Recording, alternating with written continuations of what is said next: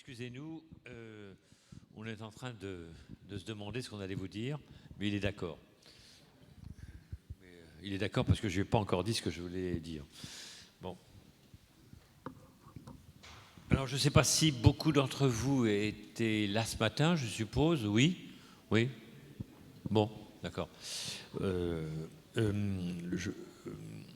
voulais que nous continuions. Nous vous proposons, Alain et moi, de continuer la conversation, non plus depuis un film en entier, sur lequel on devise, on glose, mais sur quelques extraits de films pour étendre un peu la connaissance que vous pourriez avoir dans le cadre de cet après-midi de l'œuvre d'Alain Fleischer.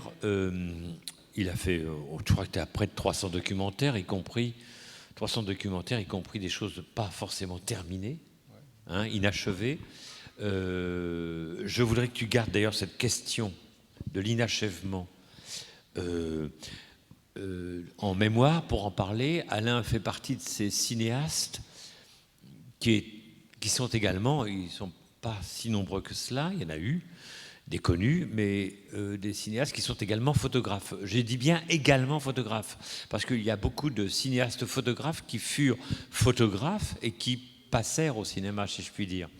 Raymond Depardon a été, par exemple, parmi les contemporains, un photographe qui a fait du cinéma. Bon, donc Man Ray était un photographe aussi, prioritairement même un peintre, meilleur photographe que peintre, mais incontestablement un cinéaste inattendu, expérimental, et qui continue d'être regardé aujourd'hui avec beaucoup de stupéfaction. Mais Alain, c'est vraiment les deux en même temps. J'ai presque envie de dire que, d'une certaine manière, la photographie d'Alain, l'œuvre photographique d'Alain, appelle par bien des aspects le cinéma ou appelle parfois le photogramme. Je vous donne un exemple. Très souvent, Alain, sur les deux aspects que je viens de dire, c'est-à-dire appelle le cinéma ou appelle le photogramme. Pour le cinéma, par exemple, il y a des effets de cinéma, du moins des effets de métaphore du cinéma, comme la trace, le flou, enfin bref, dans une photographie, du temps qui passe. Or, vous en conviendrez avec moi, le cinéma, avant d'être de l'image, ou tout autant que de l'image, c'est du temps. C'est probablement, peut-être même la première fois dans l'histoire humaine, quelque chose d'assez comparable aux mains négatives des grottes paléolithiques. C'est la première fois dans l'histoire humaine que tout à coup, le temps est donné comme une perception, comme une figuration, pas avant. Donc il faudra en parler longuement sur le caractère irréversible du temps photographique et le temps réversible du temps cinématographique. Je m'explique en un mot. Le temps qui fut nécessaire pour accomplir une photographie, vous ne pouvez pas le restituer. Il ne peut pas être revécu par le regardeur de la photographie. Je dis ça clairement, très tranquillement, parce que je sais qu'il va dire tout le contraire, sans doute, mais c'est ça qui est intéressant. Le temps nécessaire, le centième de seconde ou plus long pour faire une photographie, la photographie ne restitue pas, ne redonne pas comme une perception, ensuite, lorsqu'on la regarde accomplie, ne restitue pas ce temps qui fut nécessaire à sa constitution, cette photographie. En revanche, le cinéma, je parlais des films Lumière ce matin, mais on peut parler de n'importe quel autre film. Le temps qui fut nécessaire à l'enregistrement pelliculaire ou numérique, le temps qui fut nécessaire à enregistrer une fraction du temps, un moment du temps, un petit moment de l'éternité en quelque sorte, eh bien vous pouvez le restituer en tant que tel. On peut faire revivre au spectateur une séquence de film de même durée qui fut nécessaire pour l'enregistrer. C'est irréversibilité de la photographie, réversibilité du cinéma. Il y a une part de l'œuvre d'Alain. Ça va, je suis clair ? Vous me suivez toujours ? Vous avez de la veine ? Donc il y a une part considérable du travail d'Alain qui réfléchit à cette question, à mon sens. Ça, je vous parle du Paini regardeur des œuvres d'Alain. Et vous avez en particulier une série de travaux d'Alain qu'il a titré Happy Days. Ce sont, il vous en parlera peut-être quelques mots, ce sont des œuvres d'art reflétées dans des miroirs, eux-mêmes tirés par des jouets mécaniques, dont la photographie restitue, sous la forme de signaux visuels, mais non pas de réalité, hein, mais de signaux visuels. C'est même pas c'est un peu des codes visuels. On sait, n'importe quel jeune ou moins jeune, peu familier avec la photographie, c'est que être flou en photographie, d'une certaine manière, c'est dire, par la métaphore du flou, le mouvement. Ça dit ça. Qui dit flou dit mouvement, pas seulement. On dit aussi erreur de mise au point, d'accord, mais c'est une faute. Mais souvent, les photographes qui ont été très délibérément des producteurs de flou en photographie veulent dire quelque chose, ont voulu dire quelque chose du temps qui passe, y compris involontairement lorsque les premières photographies exigeaient de longs temps de pause. Les personnages qui passaient un peu trop vite pendant le temps de pause, dans le cadre, n'étaient pas saisis par la photographie au XIXe siècle. C'est d'ailleurs une des réalités de la photographie à ses débuts que Alain Fleischer a réemployé, si je puis dire, pour faire ce qu'il appelle des écrans sensibles, dont il pourra éventuellement vous parler, c'est-à-dire des films en négatif projetés sur une plaque sensible dont on ne restitue pas quand on développe le film à l'échelle d'un mur entier. On ne voit pas ce qui est passé trop vite dans la projection sur le papier sensible. Non, c'est pour dire simplement que la modernité, le caractère contemporain du travail de Fleischer réemploie, j'emploie pas ce mot par hasard, mais je dirais comme les artistes de la Renaissance réemploient des figures de l'Antiquité, hein, tout l'art, je sais pas, 2000 ans, enfin 7000 ans plutôt, remontons à Byzance, à Sumer, l'essentiel de l'art qui est parvenu jusqu'à nous par des objets, on s'aperçoit que ces objets ne disent qu'une seule chose, c'est le réemploi. On réemploie ce qui a déjà été pour réinventer. Je vous glisse dans l'oreille, évidemment, que je pense au film de ce matin. Tu hurles si tu n'es pas d'accord. Bon, tu n'hurles pas encore. Pas encore, ça va venir. Évidemment, le Fresnoy est un réemploi, pleinement. Le Fresnoy est vraiment une manière, en s'en emparant et en l'étudiant, comme vous l'avez vu dans le film, parce que le film étudie le Fresnoy aussi, hein, le lieu, pour en faire quelque chose d'autre. Donc, première chose sur la façon dont le travail d'Alain photographique, fréquemment, dit le cinéma, mais il y a aussi certains autres travaux photographiques d'Alain qui disent le cinéma. J'ai le souvenir, par exemple, de sculptures photographiées au musée d'art moderne. Au musée d'art moderne de la ville de Paris, il y a des grandes sculptures, 13 années 30, c'est un lieu de 1937 pour l'exposition universelle. Et Alain a eu l'idée saugrenue d'y mettre des petites automobiles, des jouets automobiles sur différentes parties du corps des dites sculptures. Il y a là quelque chose, même si on n'avait pas la série photographique, quelque chose se dit à l'échelle de chacune des photos, que quelque chose vient d'avant et quelque chose vient après, que la photographie est inscrite dans une série de photographies. Beaucoup de travaux d'Alain sont des photographies qui semblent inscrites dans une chaîne. Donc on se dit, bon, c'est-à-dire qu'elle porte la mélancolie d'une photographie qui les précède et l'utopie, la tension, l'appel d'une photographie qui va suivre. C'est une autre partie du travail d'Alain, où là il n'y a pas de flou, mais c'est une autre partie. Donc ce que simplement je veux dire, c'est que oui, photographe, cinéaste, mais il fut un photographe qui, lorsqu'il ne faisait pas encore de film, encore qu'il en a fait très tôt, il a été travaillé par le cinéma, programmé par le cinéma. Quelque chose dans l'œuvre d'Alain est programmé par le cinéma. Et lorsque il filmera des lieux de culture, d'ailleurs je vais changer d'avis, je dis ça à mon cher ami projectionniste, il va avoir l'habitude assez vite que je change d'avis toutes les 5 minutes, on va montrer autre chose. Que t'es prévu, lorsque Alain filme le musée du Louvre par exemple, le musée du Louvre, la grande galerie du musée du Louvre, lorsqu'il filme les tableaux, d'une certaine manière, j'ai toujours supposé, je suis bien placé pour le savoir parce que j'ai été celui qui lui a commandé cette aventure en 1980, en 1988, 9, hein, c'est ça. Les tableaux étaient filmés comme des photogrammes. C'est-à-dire la discontinuité des tableaux accrochés dans la grande galerie, trouvée par une certaine forme de lyrisme, une certaine forme de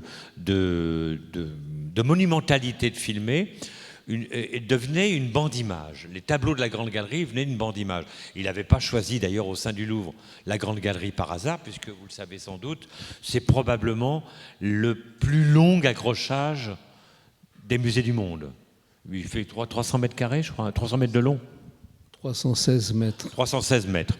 Donc du coup, la Grande Galerie devient un grand ruban de photogrammes. Alors, je vous invite peut-être, je change d'avis, puis rien pour tromper Alain, pour le prendre au dépourvu.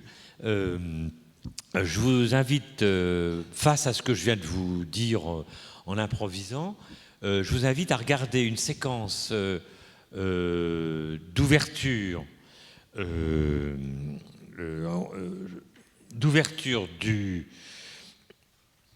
du film La Grande Galerie.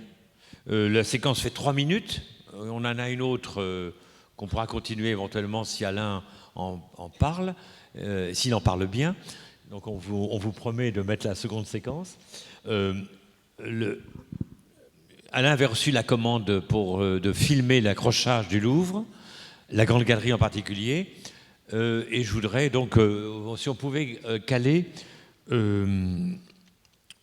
pour être prêt, si on peut caler Louvre visite. Voilà.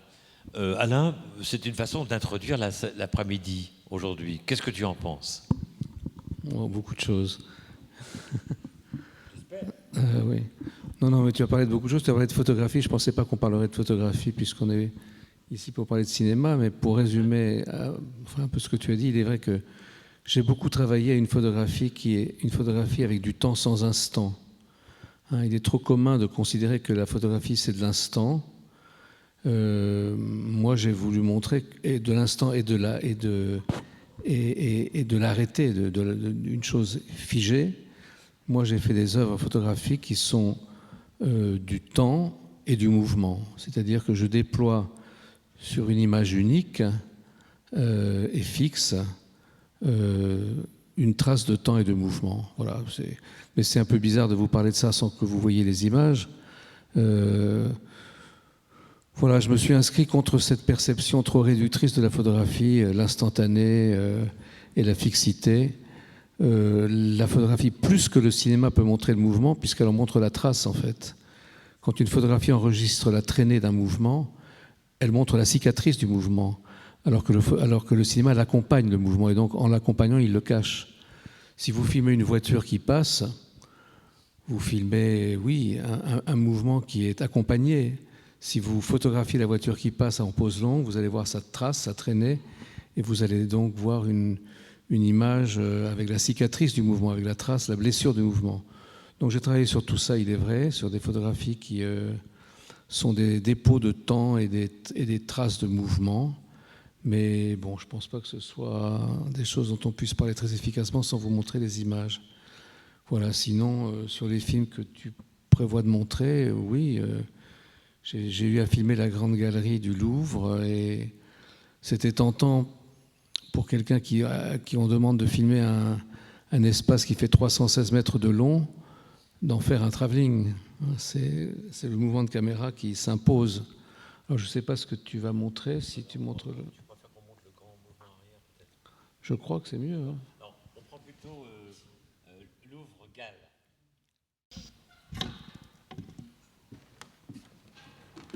Excusez-nous pour la qualité, parce que c'est un film qui n'a pas été numérisé, qui a été filmé depuis un écran, dont on a fait un MP4 depuis mon propre ordinateur, un petit extrait d'un film, dont vous voyez. Donc il y avait de la saccade dans l'image qui n'existe pas dans le filmage, dans le film, encore un film qui est à restaurer. Voilà. Et je vous le montrais au titre de cette façon dont Alain travaille sur ce parti pris de la discontinuité qui engendre la continuité. Et là, je trouve que le film La Grande Galerie est assez exemplaire de plein de choses. On le commente un peu, Alain ? Oui, je ne me souvenais pas du film, une fois de plus. Par exemple, j'ai redécouvert cet intérêt que j'avais à une époque, au début du film, sur la question du cadre, des cadres dans un musée, et de ce qui est à la périphérie du sujet principal. Et ce qui est à la périphérie du sujet principal dans la grande peinture, eh bien, c'est les mains et les pieds, en fait. Les ciels, éventuellement, ou les sols, mais de la figure humaine, les mains et les pieds. Donc j'avais fait cette séquence qui filmait principalement des mains, parce qu'elles étaient à la périphérie du cadre, qu'elles n'étaient pas le sujet du tableau. Je m'étais précédemment intéressé, et là on revient de la photographie, quand j'étais gamin, chez moi, mes parents avaient des tableaux au mur, et je trouvais que ce qui était plus intéressant que les tableaux, c'était les espaces entre les tableaux. Donc j'avais fait une série de photographies sur les bords de cadres, entre un tableau qui était à gauche et un tableau qui était à droite. Je photographiais les cadres et l'espace de mur entre les deux. Voilà, c'était ma contre-visite ou ma contre-exposition de ce qui était accroché au mur. Voilà. Sinon, ce film, oui, c'est une tentative de restituer cette longue continuité qu'est la Grande Galerie du Louvre. À vrai dire, en le revoyant, je me suis souvenu surtout des difficultés techniques. Parce que pour faire ce plan, enfin ces plans, puisqu'on l'a finalement coupé en plusieurs morceaux, il fallait éclairer, cacher les câbles, et que c'était un casse-tête absolument terrible. Il y a d'ailleurs un chef opérateur qui s'y est cassé les dents et qui a dû renoncer. C'est la deuxième fois qu'on a réussi à tourner le plan complet, puisqu'à l'origine, c'est un plan continu qui part du fond de la galerie jusqu'au début, en un seul plan, en 35 mm. Donc, il fallait que ça tienne aussi dans le temps d'une bobine. À l'époque, ce n'était pas la vidéo où les durées sont beaucoup plus longues. Et il y avait une grande difficulté à cacher les sources de lumière, cacher les câbles qui couraient le long des murs, etc., pour éclairer la Grande Galerie sur toute sa longueur. Voilà, j'ai beaucoup aimé filmer en général les musées, c'est-à-dire l'architecture destinée à montrer une collection d'œuvres d'art et la relation qui s'établit entre architecture et œuvres d'art. Le premier des films que j'ai fait dans ce genre, bien avant celui sur le Louvre. Oui, effectivement. Oui, la solution qu'on a trouvée pour filmer cette grande galerie sans qu'apparaissent les câbles et les projecteurs, c'est de le filmer à l'envers. Voilà. Donc, c'est une caméra qui tourne à l'envers et ensuite on a rétabli. Vous avez fait un travelling avant ? Oui, on a fait un travelling avant. Vous avez fait un travelling avant, on a restitué un travelling arrière. Exactement. Ça semble idiot parce que pourquoi ce qui n'est pas visible en avant ou ce qui est visible en avant ne serait pas visible en arrière, eh bien, ça change tout pourtant. Ça change tout surtout pour l'opérateur. C'est-à-dire que l'opérateur a moins d'aisance dans un sens que dans l'autre pour éviter les obstacles et les choses qu'il ne faut pas découvrir dans le dispositif d'éclairage. Voilà. Sinon, d'une façon plus générale, comme je disais, j'ai aimé filmer les œuvres d'art dans des musées. Et la première expérience que j'ai faite, c'est au Centre Pompidou, quand le directeur du musée, qui était d'ailleurs celui qui ensuite, des années plus tard, m'a demandé de créer le Frénois. Il avait changé de fonction. Mais à l'époque, il m'avait demandé de filmer un film que peut-être Dominique vous montrera, c'est le musée Condé à Chantilly. Mais en deuxième, il m'avait demandé de filmer le Centre Pompidou au moment de la transformation de la muséographie. C'est-à-dire que la muséographie d'origine avait été conçue par un grand conservateur qui s'appelait Pontus Hulten. Et un jour, Dominique Bozzo a voulu changer cette scénographie et l'a confiée à l'architecte italienne Gaeo Lenti. Et il m'a demandé de filmer les deux états de la présentation des œuvres et de voir ce qui changeait. Dans la présentation d'origine, l'accrochage des œuvres était entièrement transversal et diagonal, c'est-à-dire que les œuvres étaient accrochées sur des parois très légères qui créaient des profondeurs de champ, c'est-à-dire qu'on voyait un thème de la peinture s'éloigner jusqu'au fond de la salle. Et au fond de la salle, par exemple, on avait d'un côté la tour Eiffel de Delaunay et au fond la vraie tour Eiffel qu'on voyait à travers les vitres. Bon, c'était toute une conception de la muséographie, c'était une mise en relation des œuvres d'une façon un peu transversale, diagonale, et comme ça, comment dire, par association d'idées, de mouvements. Et Dominique Bozzo a voulu rétablir une muséographie plus traditionnelle en créant un espace pour Matisse, un espace pour Picasso, un espace pour Miro, etc. Et il m'a demandé donc de filmer les deux états, ce que j'ai fait, et je me suis rendu compte que la façon de filmer la même collection d'œuvres dans deux muséographies différentes était très révélatrice des œuvres elles-mêmes. Ça ne se filmait pas de la même façon, et par exemple, ce qui avait été filmé dans la première muséographie, tout en travelling latéraux, avec des profondeurs de champ, des perspectives au loin, était filmé très différemment dans la nouvelle, puisque c'était des boîtes, la boîte Picasso, la boîte Matisse, la boîte Miro, etc. C'était des tournages orthogonaux, travelling comme ça, le long des salles, puis pénétration dans une salle, donc à angle droit, et puis on ressortait, etc. Donc j'ai un peu théorisé d'ailleurs dans un des numéros des cahiers du musée sur le fait qu'une façon de filmer une architecture qui présente des œuvres d'art est révélatrice à la fois des œuvres et de l'architecture. C'est-à-dire que le film en dit plus sur son mode de tournage que ce qu'il montre à l'image. Le fait qu'une des muséographies m'ait imposé des tournages transversaux avec une grande profondeur de champ et des perspectives, et que par ailleurs l'autre m'a imposé des tournages orthogonaux, sans profondeur de champ, avec des mouvements d'angle droit, comme ça, où on passe dans un couloir, on entre dans une pièce, on en ressort, etc.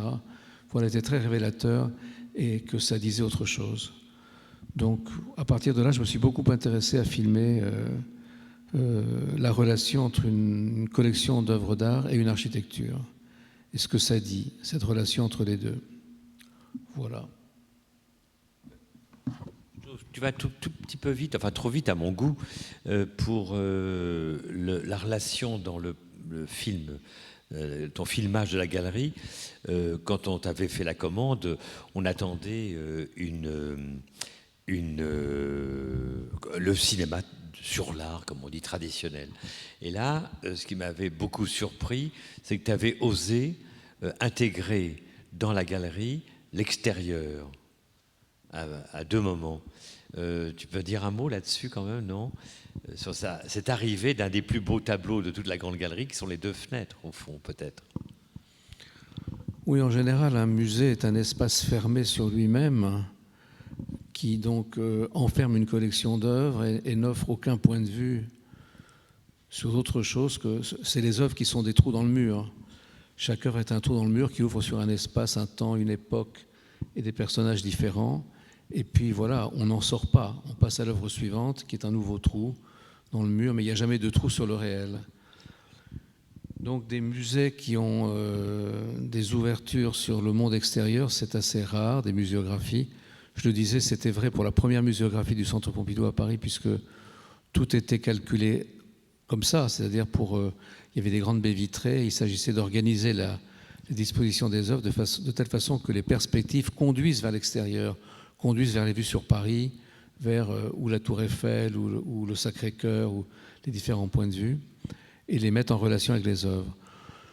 Au Louvre, le Louvre était un palais à l'origine, c'était pas un musée, hein, c'était un palais avec des fenêtres et voilà, c'était un lieu d'habitation. Aujourd'hui, ce n'est plus un lieu d'habitation, c'est un lieu où habitent les œuvres d'art et normalement, toutes les fenêtres ont été fermées. Donc quand j'ai vu que des fenêtres étaient ouvertes, ce qui est assez rare, parce que ne serait-ce que pour des questions de sécurité, on évite ces ouvertures, j'ai aimé filmer au passage la ville qui nous entoure, puisque le Louvre, il est quand même dans Paris.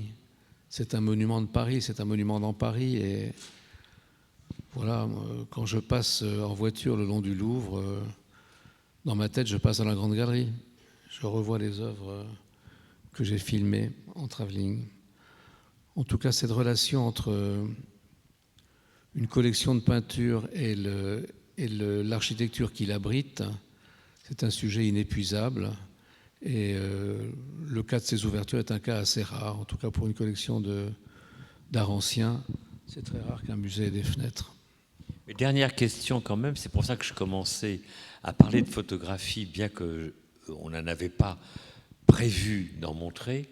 C'est que quand le film d'Alain a été fait, on était donc au musée du Louvre, on attendait des films sur l'art, et Dieu sait si vous avez dû en voir à la télévision, avec des tableaux plein cadre. Je ne sais pas si vous mesurez, et je dis ça pour qu'Alain en dise quelque chose, c'est comme ce matin, la commande qu'il avait reçue pour le Fresnoy, et là la commande qu'il a reçue pour le Louvre, c'est vraiment un détournement de la commande assez frappant. En tout cas pour l'époque, moi qui lui avais commandé au nom de l'institution, j'étais assez stupéfait moi-même de me retrouver là, devant un film dont vous avez vu le début de la séquence, avec le fond de Béatrice et Bénédicte Berlioz en fond sonore, mais surtout avec un filmage qui ne prend que des détails et surtout qui insiste en effet sur les cadres et le passage entre les cadres. Donc j'ai presque envie de vous dire, en termes de cinéma, c'est comme si c'était intéressé au battement du passage entre un photogramme et un autre photogramme. Première chose, c'était quand même surprenant, y compris les mains, y compris des gestes d'un tableau de Greuze, je crois que c'est la jeune fille qui, avec sa jupe entre les mains et bien d'autres choses.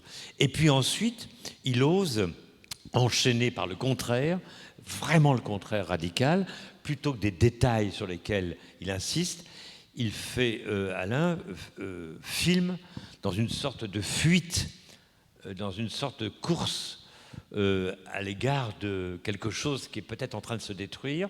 On est presque le contraire du film du Fresnoy sur le Fresnoy ce matin, je le disais tout à l'heure, qui commence par les ruines, qui finit par le moderne. Là, Alain commence par le Louvre d'aujourd'hui et termine par les ruines, puisque vous avez reconnu à la fin le plan final, le photogramme final est enchaîné sur un tableau d'Hubert Robert de la Grande Galerie, justement en ruine. Et cette caméra qui file et qui ne laisse pas le temps aux visiteurs de s'attacher à ça. Et donc j'ai trouvé que... Je vous ai montré cet extrait-là parce que j'ai trouvé l'audace et comment dire l'intempestivité d'un film comme celui-là, qui se donne quand même dans le registre du documentaire sur l'art, en déjouant les deux principales fonctions qu'on attend d'un documentaire sur l'art, c'est qu'on voit les tableaux en entier et on prend le temps de les regarder.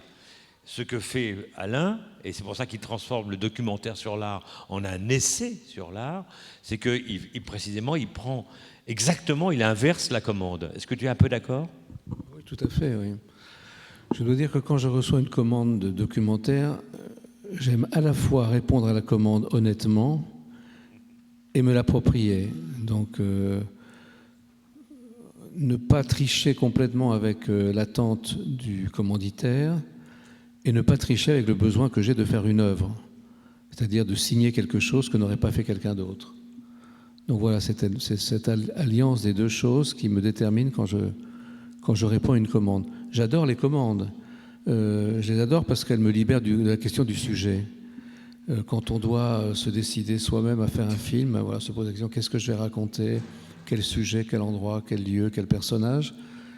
Quand une commande est donnée, voilà, une grande partie des problèmes sont résolus, puisque vous savez exactement ce dont vous devez parler.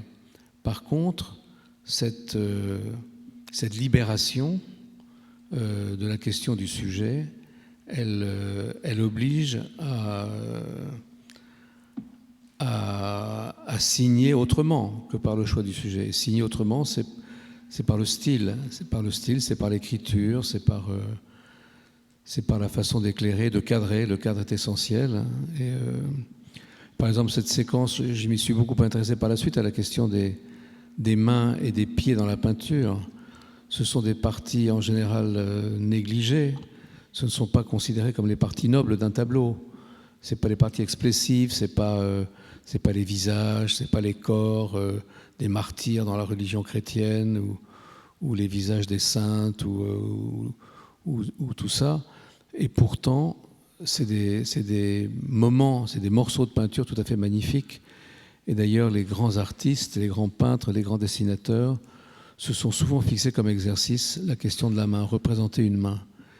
Il y a des collections de dessins, par exemple, au Musée des Beaux-Arts de Lille, avec des mains dessinées par exemple, Michel-Ange, c'est sublime. Et donc, j'ai voulu m'intéresser à des tableaux par la périphérie du sujet, ce qui est proche du cadre, ou ce qu'on voit quand on filme principalement les cadres. Si je filme les cadres, qu'est-ce qui apparaît quand même de la peinture ? Si je filme les cadres, ce qui apparaît quand même de la peinture, c'est sa périphérie, c'est les bords, c'est donc les mains, les pieds, des morceaux de sol, etc. C'est bien que tu dises ça. Tu as dit deux mots, et on est dans un festival, enfin, a priori, enfin, il y a des rencontres qui sont consacrées au documentaire, et tu as parlé de style et d'écriture. Alors moi, comme ça, en trois phrases, évidemment, vous avez compris que j'aimais le cinéma d'Alain Fleischer depuis longtemps, mais et qu'il a fait 300 documentaires, et le documentaire n'est pas mon engagement, ma préoccupation prioritaire dans l'histoire du cinéma. Pourtant, j'ai été très frappé assez tôt, avant même de le connaître personnellement, par son travail documentaire. Et au nom du fait que les documentaires sur l'art ou sur autre chose d'Alain sont évidemment, enfin pour moi, sont incontestablement, en tout cas à mes yeux, des essais, ce qui ne veut pas dire la même chose que documentaire. C'est évidemment avoir un point de vue sur le réel et pas tenter la revendication de l'objectivité, mais c'est la mettre en scène, la réalité. Et quand Alain parle de style et d'écriture, je voudrais vous montrer tout de suite après le Louvre, je voudrais presque vous montrer presque l'opposé, enfin je sais pas comment dire, le paradigme du Louvre, c'est le Centre Pompidou, dont Alain vient de vous parler. Je voudrais vous montrer, c'est l'extrait, ne le lancez pas, avec ces trois mots, c'est Pompidou, métamorphose. Je vais vous montrer presque le final, comme cette séquence-là était le final, plusieurs années plus tard, puisque le film a été fait en 2007. En 2007, c'est-à-dire près de 20 ans plus tard, Alain fait une commande, répond à une commande du Centre Pompidou, d'Arte, je ne sais plus qui. Il y avait plusieurs chaînes italiennes, Rai 3, Channel 4 en Angleterre, voilà. NHK, oui. Il fait donc, pour le 30e anniversaire, un film avec deux versions. Une version de 3 heures, qui, de mon point de vue, est la meilleure, non pas parce qu'elle est la plus longue, mais parce qu'il y a une somme d'entretien avec des gens qui ont été clés dans les 30 premières années du Centre, et puis un 50 minutes, puisque c'est le format des documentaires sur l'art de Arte. Et je vous montre un quasi-final. Et je vous invite, si vous le permettez, à ne pas vous oublier la séquence précédente que vous venez de voir, qui était consacrée au Louvre et qui se termine par les ruines.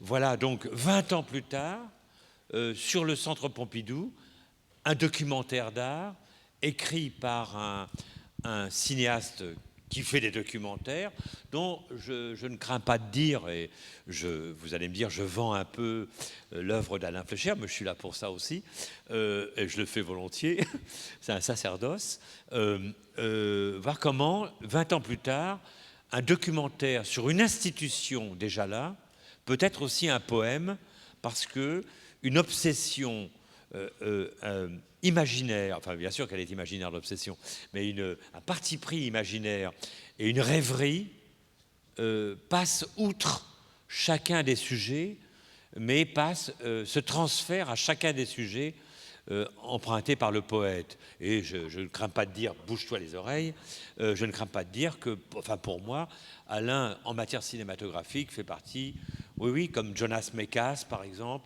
ou Georges Franju à l'époque de la Nouvelle Vague. Bécasse aujourd'hui, pour moi, fait partie de ce qu'on pourrait appeler des poètes en cinéma. Je dis bien des poètes en cinéma. Le en cinéma veut bien désigner aussi que c'est une écriture, c'est un matériau en. Comme on dirait en bronze. D'ailleurs, Romer s'est pas trompé en parlant. Il a fait un article qui s'appelait Le celluloïde et le marbre. Sans doute que Alain, il l'a fait récemment à Paris, d'ailleurs en acier, deux sculptures dont tu pourras éventuellement parler s'il le veut. Mais il y a un passage comme ça chez Alain qui fait la qualité d'un poète. C'est le passage du tangible, des objets qu'il a bien devant lui, pour en faire quelque chose qui relève plus que de la rêverie. C'est le cas du final En ruine de là, et vous allez voir le final, quasiment le final, du film qu'il a fait sur le Centre Pompidou. C'est le final, les deux finaux du film, mais évidemment c'est troublant, quoi. À 20 ans de différence, le regard sur le Louvre et le regard sur le Centre Pompidou ne sont pas, pour cette question des nuages et de la ruine, ne sont pas sans avoir une certaine forme d'écho ensemble, Alain. Oui, sûrement. Je suis fasciné par la question de la ruine. Et on a souvent discuté de cette chose, que le cinéma est un art des ruines, que le cinéma a une prédilection pour être en ruine. Un art de mise en ruine même. De mise en ruine, oui. Enfin, ce final du film sur les 30 ans du Centre Pompidou, il était fait à l'époque avec des moyens infographiques encore assez rudimentaires. Moi, j'en vois les défauts, mais évidemment qu'aujourd'hui, on pourrait rendre cette rêverie beaucoup plus impressionnante encore et beaucoup plus magique. Mais l'idée était cela, c'était de projeter ce bâtiment qui se dégrade d'ailleurs. C'était les 30 ans du Centre Pompidou et il avait déjà fait l'objet d'une grande restauration. Et j'avais cette rêverie d'imaginer ce bâtiment un jour en ruine. J'ai toujours été fasciné par cette phrase d'un personnage pourtant détestable, qui était l'architecte Speer d'Hitler, qui avait dit « Je vais vous faire une architecture qui donne de belles ruines ». Le devenir ruine d'un bâtiment est très, très fascinant. Quelles ruines donneront nos bâtiments de l'architecture contemporaine? C'est une question qui me fascine beaucoup. Est-ce que c'est une vertu de l'architecture de se ruiner d'une façon belle, ou est-ce que ça n'a aucun sens, ça n'a aucun intérêt? Est-ce qu'il vaut mieux qu'une architecture soit à la limite tout de suite belle et indestructible? En tout cas, la rêverie de ce que peut devenir la décrépitude, la ruine, et s'il y a une beauté des ruines, l'interroger. La ruine, en fait, comme motif de rêverie, ça a été inventé par les romantiques. Avant les romantiques, personne ne s'intéressait aux ruines comme objet de contemplation. Et moi j'étais très sensible à ça. Et je pense par exemple à l'abbaye de Jumièges, dans la région en Basse-Normandie. L'abbaye de Jumièges, c'est une ruine où il ne reste presque rien. Et elle n'a été prise en considération qu'après que les romantiques aient commencé à rêver sur ces restes. Voilà. Bon, mais sinon, la rêverie sur les ruines, oui, je disais, elle remonte aux romantiques et d'ailleurs à la Rome antique aussi, c'est-à-dire à la contemplation des ruines romaines et grecques. Tu crois pas que, je pensais au film de ce matin, et puis quelques images là, que précisément un de tes sujets favoris en cinéma, c'est précisément de dire ce qui est quelque chose oui, du destin irrémédiable.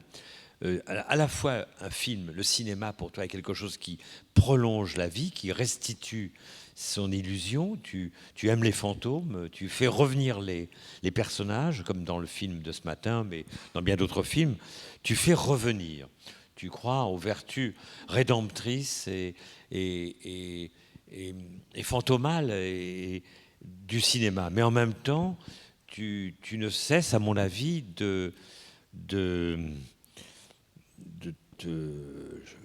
t'as une sorte de profonde, c'est plus que de la mélancolie, il y a quelque chose de l'ordre d'une tristesse qui passe, qui est dans le fait même de représenter, de reproduire, de représenter, diffuser, c'est ça qui engendre, qui fait la ruine c'est du temps, c'est-à-dire que tu transformes un objet quelconque immobile, tu le transformes en du temps contemplable. Donc qui dit temps contemplable, temps à vivre comme spectateur, c'est nécessairement du temps qui va vers...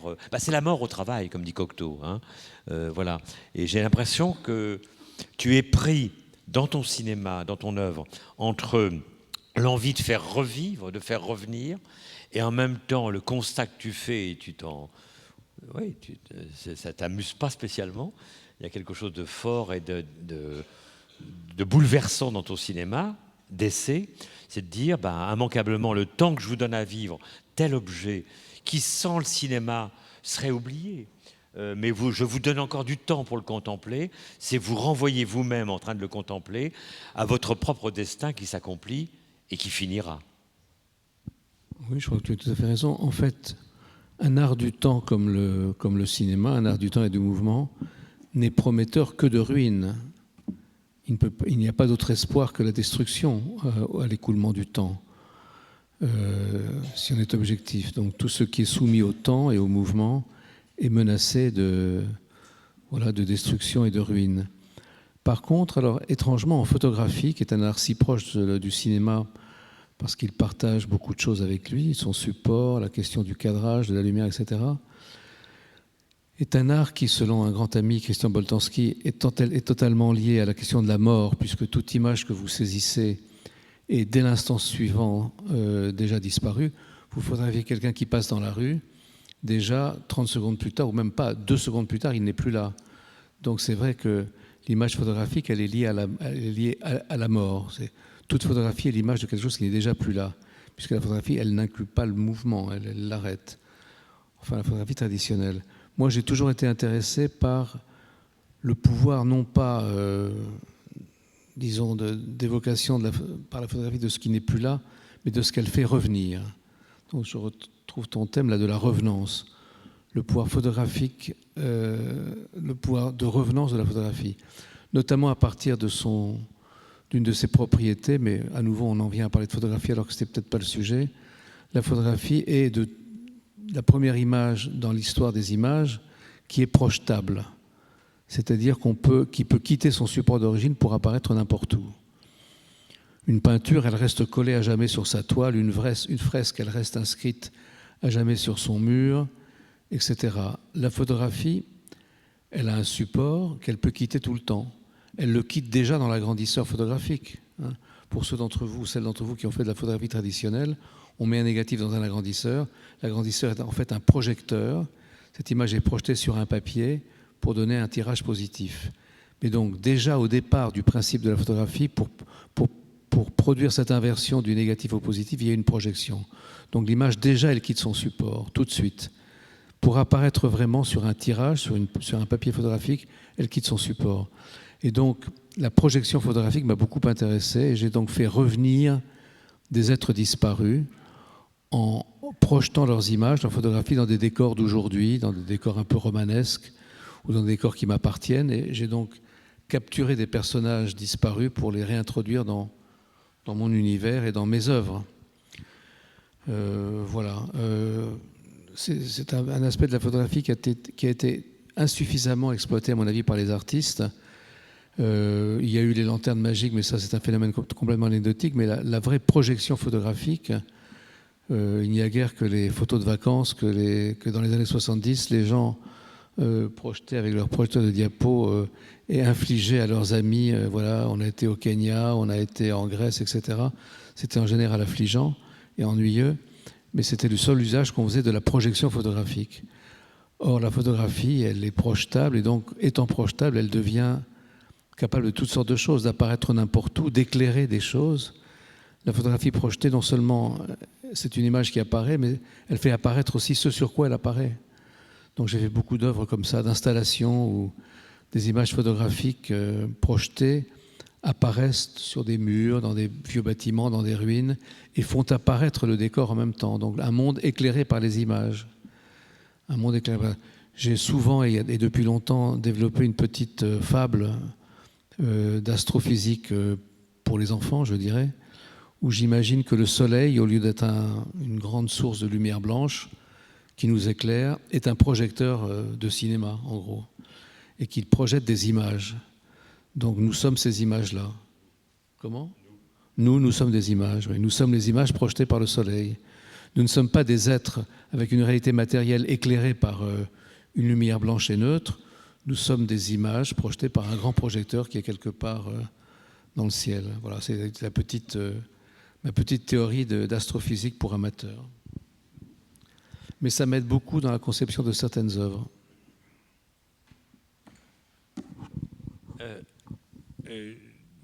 On a passé...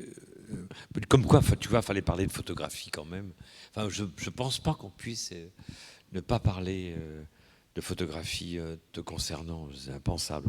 Mais on ne peut pas parler non plus, c'est ça le problème parfois avec toi, c'est qu'on ne peut pas non plus parler de ton travail photographique sans être hanté par ton goût de cinéma. Mais comme d'ailleurs en littérature, tes nombreux romans, on peut à bon droit les regarder comme du montage dans une certaine forme de brutalité quand tu passes d'un monde à l'autre, d'un espace à l'autre que tu décris, enfin tes héros décrivent, si tant est que tu es des héros, enfin si, oui, tu as des héros.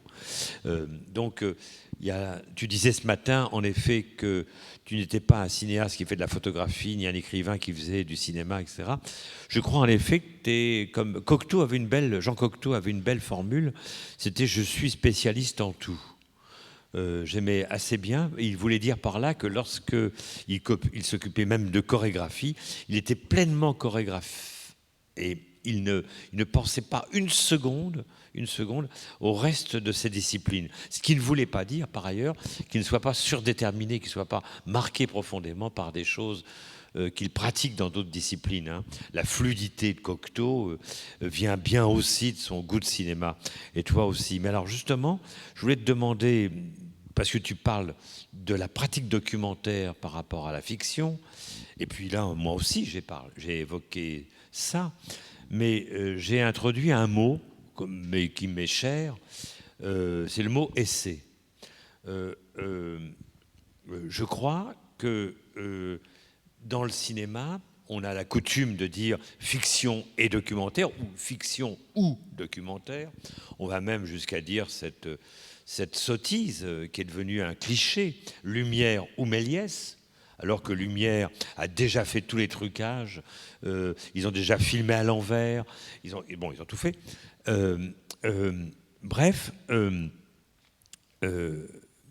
Mais depuis, on sait bien qu'on devrait rentrer plus dans le détail. Et par exemple, le documentaire n'est pas suffisant comme formule pour désigner ton travail. J'ai le sentiment que le film de ce matin, ou je ne sais pas, d'autres que l'on pourrait voir, c'est un documentaire à la première personne. Je veux dire que l'objectivité du monde que tu mets à l'écran n'est pas le sujet de tes films, de tes documentaires. Le sujet de tes documentaires, pardonne-moi de faire ce jeu de mots, mais le sujet, c'est un sujet qui parle. Hein ? Je suis d'accord. C'est un essai personnel. Je pense que chacun de mes films documentaires est un journal. Un journal est écrit à la première personne. Par exemple, mon film sur le Louvre, qui est un... Là, vous en avez vu un, mais j'ai fait un long film sur le Louvre qui s'appelle « Le Louvre imaginaire », qui est un film d'1h30. C'est un film qui inclut des petites scènes de fiction dans les décors du Louvre. Et il est conçu pour moi comme un journal, en effet. C'est-à-dire j'ai le souvenir d'avoir imaginé ces choses, de les avoir tournées, et je n'ai jamais aussi bien vu le Louvre qu'en le filmant. Pourtant, je l'avais visité des centaines de fois depuis mon enfance. J'avais commencé par découvrir le Louvre quand j'étais gamin, que mes parents m'y emmenaient, comme un endroit où on pouvait voir des femmes nues. À l'époque où je n'en avais jamais vu, je voyais les tableaux d'Ingres, j'étais absolument enchanté par tout ça. Et j'allais au Louvre pour voir des femmes nues. Bon, donc j'ai commencé très tôt à aller au Louvre. Je l'ai visité des centaines de fois, mais je ne l'ai jamais aussi bien mémorisé, je ne l'ai jamais aussi intimement connu qu'en le filmant. Et donc, effectivement, chaque film est lié à de la biographie, à de l'autobiographie, et devient une sorte de journal. Quand ce n'est pas ouvertement le cas, comme dans le film qui était projeté hier, du côté de Vitebsk, qui est vraiment un journal de voyage. Donc c'est vrai que j'aime beaucoup l'idée d'essai. Par exemple, dans ce qu'on peut considérer comme mon travail théorique, je ne suis pas un théoricien, je n'ai pas une formation de théoricien, donc je me risque à des hypothèses avec mes outils, les outils conceptuels qui sont les miens. Ma formation, je suis linguiste de formation, bon, donc j'ai hérité beaucoup de choses de cette formation, notamment dans la rigueur méthodologique. Mais voilà, je ne suis pas un théoricien du cinéma. Je n'ai pas appris grand-chose des théoriciens du cinéma. J'ai beaucoup plus appris des techniciens du cinéma que des théoriciens, même s'il y a évidemment de grands théoriciens, notamment du montage. Mais moi, j'ai appris le cinéma, sans aller dans une école de cinéma, des techniciens. J'ai tout appris des chefs opérateurs, des ingénieurs du son, des monteurs. Un ingénieur du son, c'est un personnage qui vous entraîne dans des aventures extraordinaires. Il m'est arrivé d'avoir un ingénieur du son qui me dit « Écoute, il faut qu'on se donne rendez-vous demain à 4h du matin dans une forêt pour enregistrer cette forêt à 4h du matin. » J'ai dit « Tu es sûr que c'est nécessaire ?»« Oui, à 8h, c'est plus la même chose. » Pareil pour Paris, une ville, le son d'une ville, c'est une chose extraordinaire. Et voilà, j'ai beaucoup appris de gens comme ça, de techniciens de l'image, de techniciens du son et de techniciens du montage. Le montage étant le moment essentiel au cinéma. En photographie, il n'y a pas de montage. Et en plus de ça, il n'y a pas non plus de trucage. Pour moi, je déteste les trucages après coup. Tout ce que je le photographie à la prise de vue. Même les images qui semblent les plus invraisemblables, les plus complexes, les plus étranges, les plus improbables, elles ont été faites à la prise de vue. Il n'y a eu aucune manipulation après coup. Et il n'y a évidemment pas de montage. Au cinéma, il y a un montage et le montage est essentiel. D'ailleurs, c'est peut-être le moment de montrer un film de montage. Je voudrais, mais je voudrais te demander un détail encore sur cette question de l'essai. Est-ce que tu peux dire qu'au fond, tu parles de journal, mais est-ce que tu pourrais dire que si on mettait bout à bout tout est documentaire, tout est film-essai, même quand ils sont des commandes strictes, et tu dois les remplir, est-ce que tu pourrais dire que c'est au fond une autobiographie, un portrait, un journal très intime, pas seulement un journal, mais un journal très intime, ça dessine quelque chose de toi, tu pourrais dire ça, toi. C'est en cela que ça se distingue de plein de documentaristes qu'on connaît, quoi. On pourrait le dire, et à la limite, j'aimerais que parfois ce soit plus intime encore. C'est-à-dire qu'il m'est arrivé de filmer des lieux. Par exemple, j'ai fait un long film de 4 heures sur le Louvre-Lens. J'en ai filmé toute l'histoire politique, toute l'histoire architecturale, toute la construction du bâtiment, toutes les questions de muséographie, etc.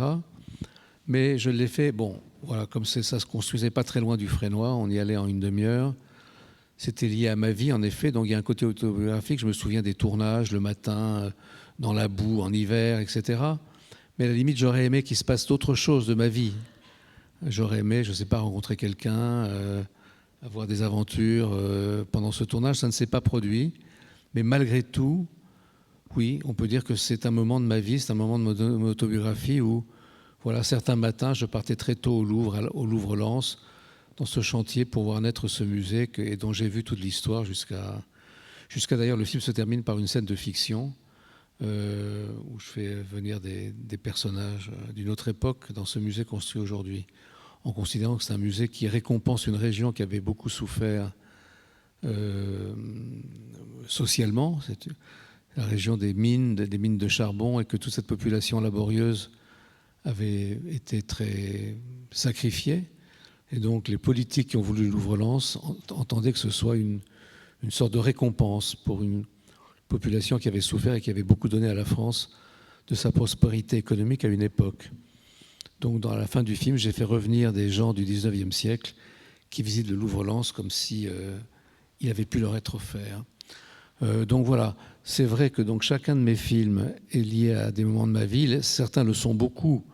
J'ai fait des films en Italie, auxquels d'ailleurs tu es souvent mêlé, qui sont vraiment des moments de vie, des moments de vacances, des moments de loisirs, des moments d'amitié.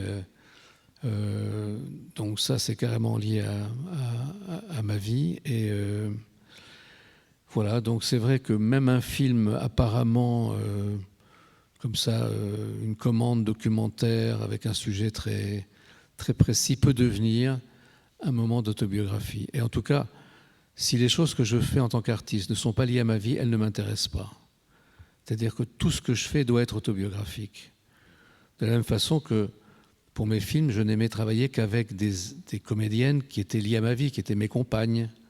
Sinon, ça ne m'intéressait pas. Et d'ailleurs, j'aime associer tout mon entourage, que ce soit mes relations amoureuses ou mes relations amicales, à des projets. Les meilleurs moments de l'amitié ou de l'amour, c'est de faire des choses ensemble, de produire. J'ai cette obsession de produire, en fait, de réaliser, de créer. Et donc, voilà, c'est comme ça que je produis beaucoup de choses, essentiellement liées à des aventures personnelles ou à des intérêts personnels. Et quand ce sont des commandes, j'essaye de me les approprier et d'en faire des moments de ma vie. Tu dirais que le matériel léger, ultra léger maintenant, y compris le matériel numérique maintenant, tu as même filmé avec ton téléphone, tu t'y es essayé, hein, tu dirais que ça a changé quelque chose sur cette intimité, sur ces documents intimes pour toi ? Oui, sûrement. Par exemple, là, je suis en train de travailler à un film que j'ai fait avec Christian Boltanski et dont le tournage a duré 50 ans. Il a duré 50 ans puisque je l'ai commencé en 1969. Moi, 30. Avec toi, 30 ans, ouais. 50 ans de tournage et je fais ce film à l'occasion de la grande exposition qu'il a au Centre Pompidou. Et on avait commencé ce film d'une façon très simple. Il m'avait donné la clé de son appartement, il avait 24 ans comme moi. Et il m'avait dit, voilà, tu viens quand tu veux, tu me filmes, tu filmes ce que je fais. Parfois je travaille, parfois je fais rien. La plupart du temps je fais rien, je réfléchis, je cherche des idées. Bon, tu viens quand tu veux avec ta caméra et tu filmes. On avait commencé ce film, et puis évidemment c'était un peu compliqué parce que je filmais en 16 mm, il fallait acheter la pellicule, ça coûtait de l'argent, le développer. Bon, si j'arrivais chez lui avec ma clé et qu'il ne faisait rien, bon, c'était un peu un coup d'épée dans l'eau. Donc on avait commencé à tricher. Je l'appelais en lui disant, écoute, j'arrive dans une demi-heure, prépare-toi et essaye de faire quelque chose d'intéressant que je puisse filmer. Bon, on a fait ce film. Quand même, un jour, ce film s'est arrêté. Et on n'a pas arrêté par la suite de retrouver des occasions de filmer, c'est-à-dire de poursuivre ce film. Du coup, c'est devenu des films produits pour la télévision, pour Arte, pour des chaînes de télévision, pour des producteurs privés, etc. Jusqu'à ce dernier film qui est aussi produit par un producteur privé et qui ramasse tout ce qu'on a tourné. Bon. Mais tout ça pour vous dire que si le premier film, celui que je faisais en 16 mm noir et blanc, j'avais pu le faire en vidéo, alors on l'aurait continué sûrement jusqu'à aujourd'hui, parce que là, j'aurais pu vraiment aller à n'importe quelle heure du jour ou de la nuit chez lui, filmer ou ne pas filmer, faire des durées sans problème, ça ne coûte rien, la vidéo, c'est la bande magnétique. Aujourd'hui, ce n'est même pas de la bande magnétique, ce sont des cartes mémoire. Et donc, cette économie de l'imagerie numérique, elle est fantastique. Enfin, là, on s'approche vraiment de ce que j'évoquais hier, enfin, en présentant le film sur Vitebsk, de la caméra stylo, c'est-à-dire une caméra dont on se sert comme d'un instrument d'usage quotidien, normal, voilà, qui ne coûte rien, pas plus qu'un crayon, et qu'on manipule très facilement. Les caméras d'aujourd'hui sont miraculeuses. Enfin, leur prouesse technique, c'est toujours net, toujours bien exposé. Il y a du son. En 16 mm noir et blanc, il n'y avait pas de son, donc il fallait enregistrer à part, c'était pas synchronisé. Donc la vidéo est un progrès énorme sur le cinéma. Je dois dire que je reste attaché d'une façon un peu fétichiste au support traditionnel. On fait encore tous les ans un petit bout de film avec Dominique en 16 mm avec ma vieille caméra achetée en 68 où j'achète encore de la pellicule. Aujourd'hui, ça coûte très cher. Le labo est également assez coûteux parce que c'est du fétichisme. J'aime bien les machines, j'aime bien les caméras, j'aime bien que ça tourne. J'aime bien la mécanique, j'aime bien savoir qu'un objet est encore vivant. J'aime bien tous les objets qui ont une mécanique. J'aime bien les montres, j'aime bien les machines à écrire, j'aime bien les caméras, et notamment ces objets qui ont une mécanique qu'on peut faire revivre. Ce qui me désespère dans les caméras d'aujourd'hui, c'est que plus rien ne tourne. Quand on dit ça tourne, c'est absolument une rigolade. Plus rien ne tourne aujourd'hui dans une caméra. C'est absolument statique, il n'y a plus de mécanique. D'ailleurs, pour moi, c'est un problème parce que tant que les caméras vidéo fonctionnaient avec de la bande, j'arrivais encore à comprendre la technique que j'utilisais. Il y avait une bande magnétique sur laquelle se déposaient, au fil de son déroulement, des informations qui étaient codées autrement que pour l'imagerie argentique, mais quand même, je sentais que c'était donc un support magnétique qui se conformait à des impulsions. Bon, j'arrivais à comprendre. Mais aujourd'hui, je ne comprends pas ce qui se passe quand je filme avec une caméra et qu'une information linéaire, temporelle, très riche, avec du son, des couleurs, se dépose sur quelque chose qui a à peu près l'aspect d'un timbre-poste. Une carte mémoire, c'est à peu près une surface qui est la taille d'un timbre-poste. Et je ne comprends pas, ça échappe à mon entendement, je ne comprends pas ce qui se passe. Je ne comprends pas comment du temps, du son, des images, des informations extrêmement complexes et riches arrivent à se déposer sur un petit bout de matériau. C'est une énigme complète et je suis très frustré, moi qui aime beaucoup la technique, de ne pas comprendre la technique de ce que je fais. Mais c'est ce qui faisait que pendant longtemps, à l'époque où le cinéma se faisait en pellicule, qui se déroulait, la pellicule qui passe, comme on dit, et la bande magnétique encore, faisait en sorte qu'on renvoyait, aller avec le cliché ou la conscience très bergsonienne, j'ai envie de dire, que le cinéma était bien du temps enregistré, du temps dont on dit qu'il se déroule. C'est absurde, évidemment. Le temps ne se déroule pas. L'état du temps, les temps du temps... Le temps n'existe pas, tout simplement. Le temps n'existe pas. En tant que... Il n'y a que des machines à mesurer le temps, voilà. Mais le temps n'existe pas. Mais la machine cinématographique donnait la métaphore... Enfin, au fond, proposait une métaphore du temps, une figuration du temps, d'une certaine manière, dont Bergson, on a dit tout ce qu'il fallait en dire, non pas que le temps était mieux compréhensible, le mouvant était plus compréhensible avec le cinéma, mais au moins, il y avait cette sorte de métaphore que constituait le fait qu'il y a déroulement.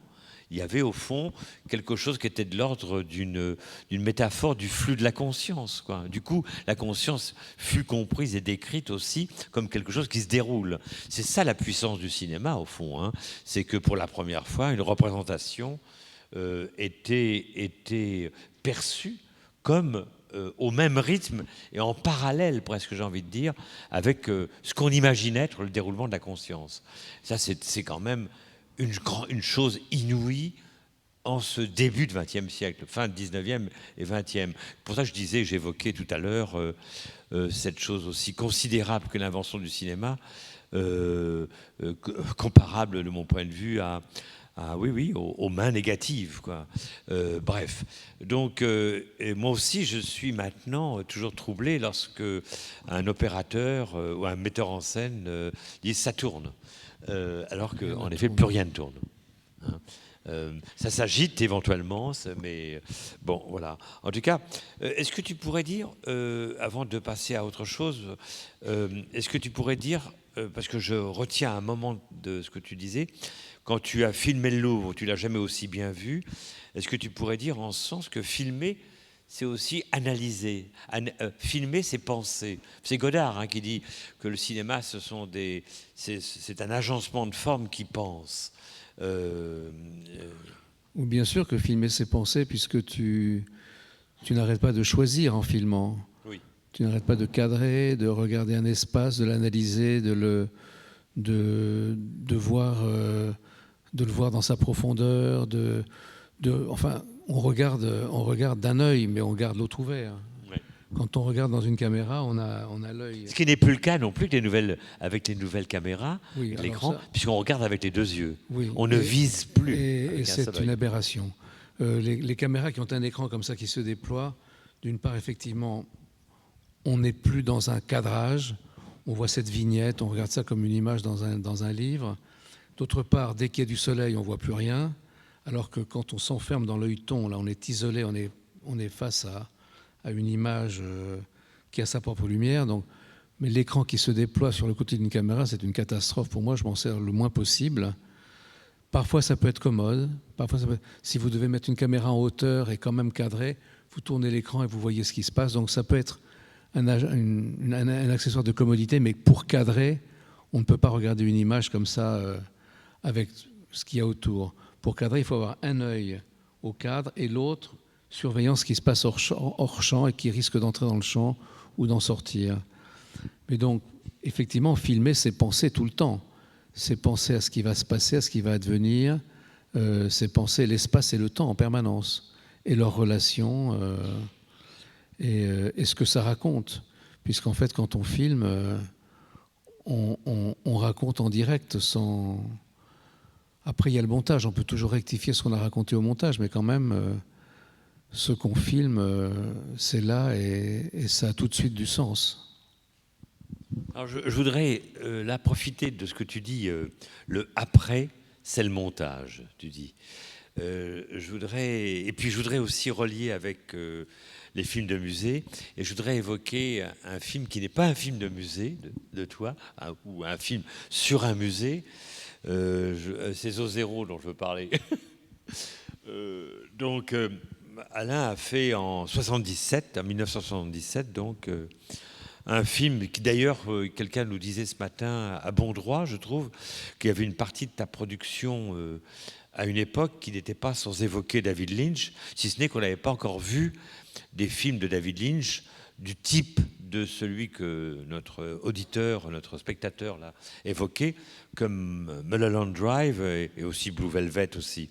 En tout cas, le film, c'est Zo Zéro.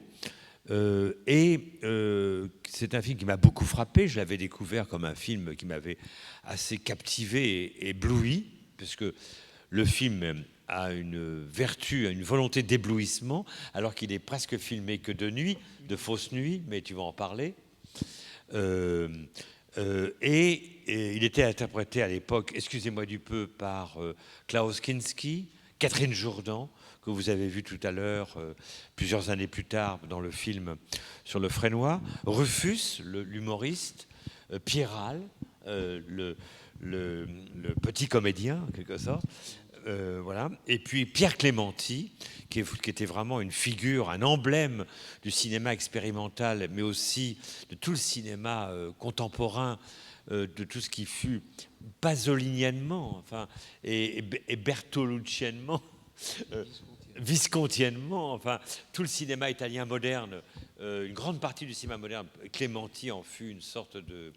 Chez Buñuel aussi, dans Belle de jour, enfin bref, un homme qui a incarné, un peu comme Bulogier, comme de cette génération qui ne furent pas des stars, mais qui furent des emblèmes d'un cinéma nouveau, d'un cinéma d'invention, d'une écriture cinématographique. C'était des corps qui impliquaient une écriture nouvelle, une narrativité nouvelle, par leur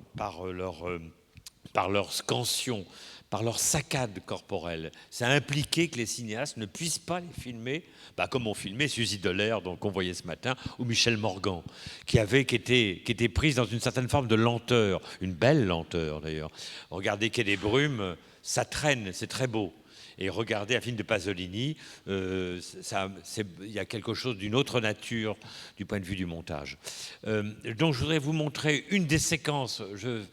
C'est comme les grandes œuvres finales des auteurs. Des grands auteurs sont en général très passionnantes à regarder. Aujourd'hui, je me suis tenu, j'ai essayé de prendre pour essayer d'unifier et de démontrer quelque chose. Je ne sais pas quoi. Mais enfin bref, des finales. On ne peut pas dire des finaux. Des finales des films d'Alain. Donc je vous montre quasiment un final de Zo Zéro, 1977. Le film est tourné dans le zoo de Vincennes. Et donc le zoo de Vincennes avec sa puissance rocheuse, au sens propre et figuré du terme, on ne peut pas en changer grand-chose. Doublement, d'abord parce que c'est une mise en scène, c'est une scénographie. Ça, Alain, dans son travail, adore ça. C'est une scénographie contraignante dont il va falloir, pour lui, en tant qu'artiste, détourner, transformer, mettre en ruine. Et d'ailleurs, ce n'est pas une moindre chose que le zoo de Vincennes et son rocher, qui fut en ruine à une époque, et qui a été restauré, hein. C'est aussi doublement contraignant parce que ce sont des cages, des animaux, et certains furent dangereux, y compris pour Alain en les filmant, mais c'est plus dangereux qu'une œuvre d'art, dont on dit qu'il ne faut pas toucher. Un gardien de musée vous dit « ne touchez pas ». Les animaux du zoo n'y touchez pas non plus. C'est quelque chose d'important dans le travail d'Alain, dans son travail de cinéaste, que de filmer des choses qui ne se touchent pas. Comme si la caméra était l'haptique, précisément, qui allait donner un toucher visuel, une imagination du toucher, c'est-à-dire une sensualité qui va passer par le visuel. Et donc, bien sûr, dans ces conditions, Alain va toujours chercher des choses qui ne se touchent pas, pour que la distance soit encore plus grande, qu'il y ait, autrement dit, de l'interdiction. Alain aime beaucoup Sade. Il a même eu un scénario de film profondément développé sur une vie de Sade, en quelque sorte. Et cette interdiction, cette impossibilité, j'ai bien dit, c'est un impensable. J'ai presque envie de dire, c'est infigurable. Sade est le propre même d'un écrivain qui ne se figure pas. Un des plus grands cinéastes de la modernité, Pasolini, a échoué à mettre en scène Sade, un salaud. Et Barthes, qui aimait ô combien Pasolini, a dit cet échec. Ça ne se figure pas, ça s'imagine, ça ne se figure pas. Alain fait partie, de mon point de vue, de ces essayistes sadiens qui, au sens propre, s'attachent à ce qui n'est pas figurable. Hein, c'est pour ça que parfois il l'écrit, mais c'est parfois pour ça qu'il entend des performances. Alors, les musées, ça ne se touche pas, hein, les œuvres. Et puis, vous allez voir le zoo qui ne se touche pas, d'abord parce qu'il ne peut pas le transformer, il ne peut pas mettre les gazelles dans les cages à tigres, il ne peut pas mettre les tigres chez les singes. Mais tout son problème cinématographique, ça va être de faire en sorte que pourtant, ça communique. Ça communique entre les animaux. Et d'ailleurs, j'attire votre attention, pardonnez-moi d'en parler comme ça, parce qu'on n'a pas d'image, mais Alain a fait des installations avec plein de meubles qu'il trouvait partout, qu'il a troués de tubes transparents, et en particulier des meubles qui sont des cages à oiseaux, au sein desquels il a mis des oiseaux, des perruches, Vous avez remarqué que dans le Louvre, ça piaffe, hein, c'est des enregistrements qu'il a pris dans la jungle, qu'il a mis dans le Louvre. Les cages à oiseaux, ça l'intéresse beaucoup. Et puis, dans le tube qui traverse les cages à oiseaux, il a mis des poissons. Et tout à coup, visuellement, on a des poissons et des oiseaux qui se rencontrent dans le même espace, dans le même règne, j'ai envie de dire. Et ça, cette impossibilité de figurer ça, c'est-à-dire des oiseaux et des poissons qui vivent dans le même monde, c'est la jungle, en quelque sorte, d'une certaine manière. Il aime la jungle. Mais c'est aussi un impossible. Tu es d'accord? Une interdiction aussi. Donc vous allez voir un film, un extrait, un final de film que j'aime passionnément. D'abord parce que l'actrice est extrêmement belle.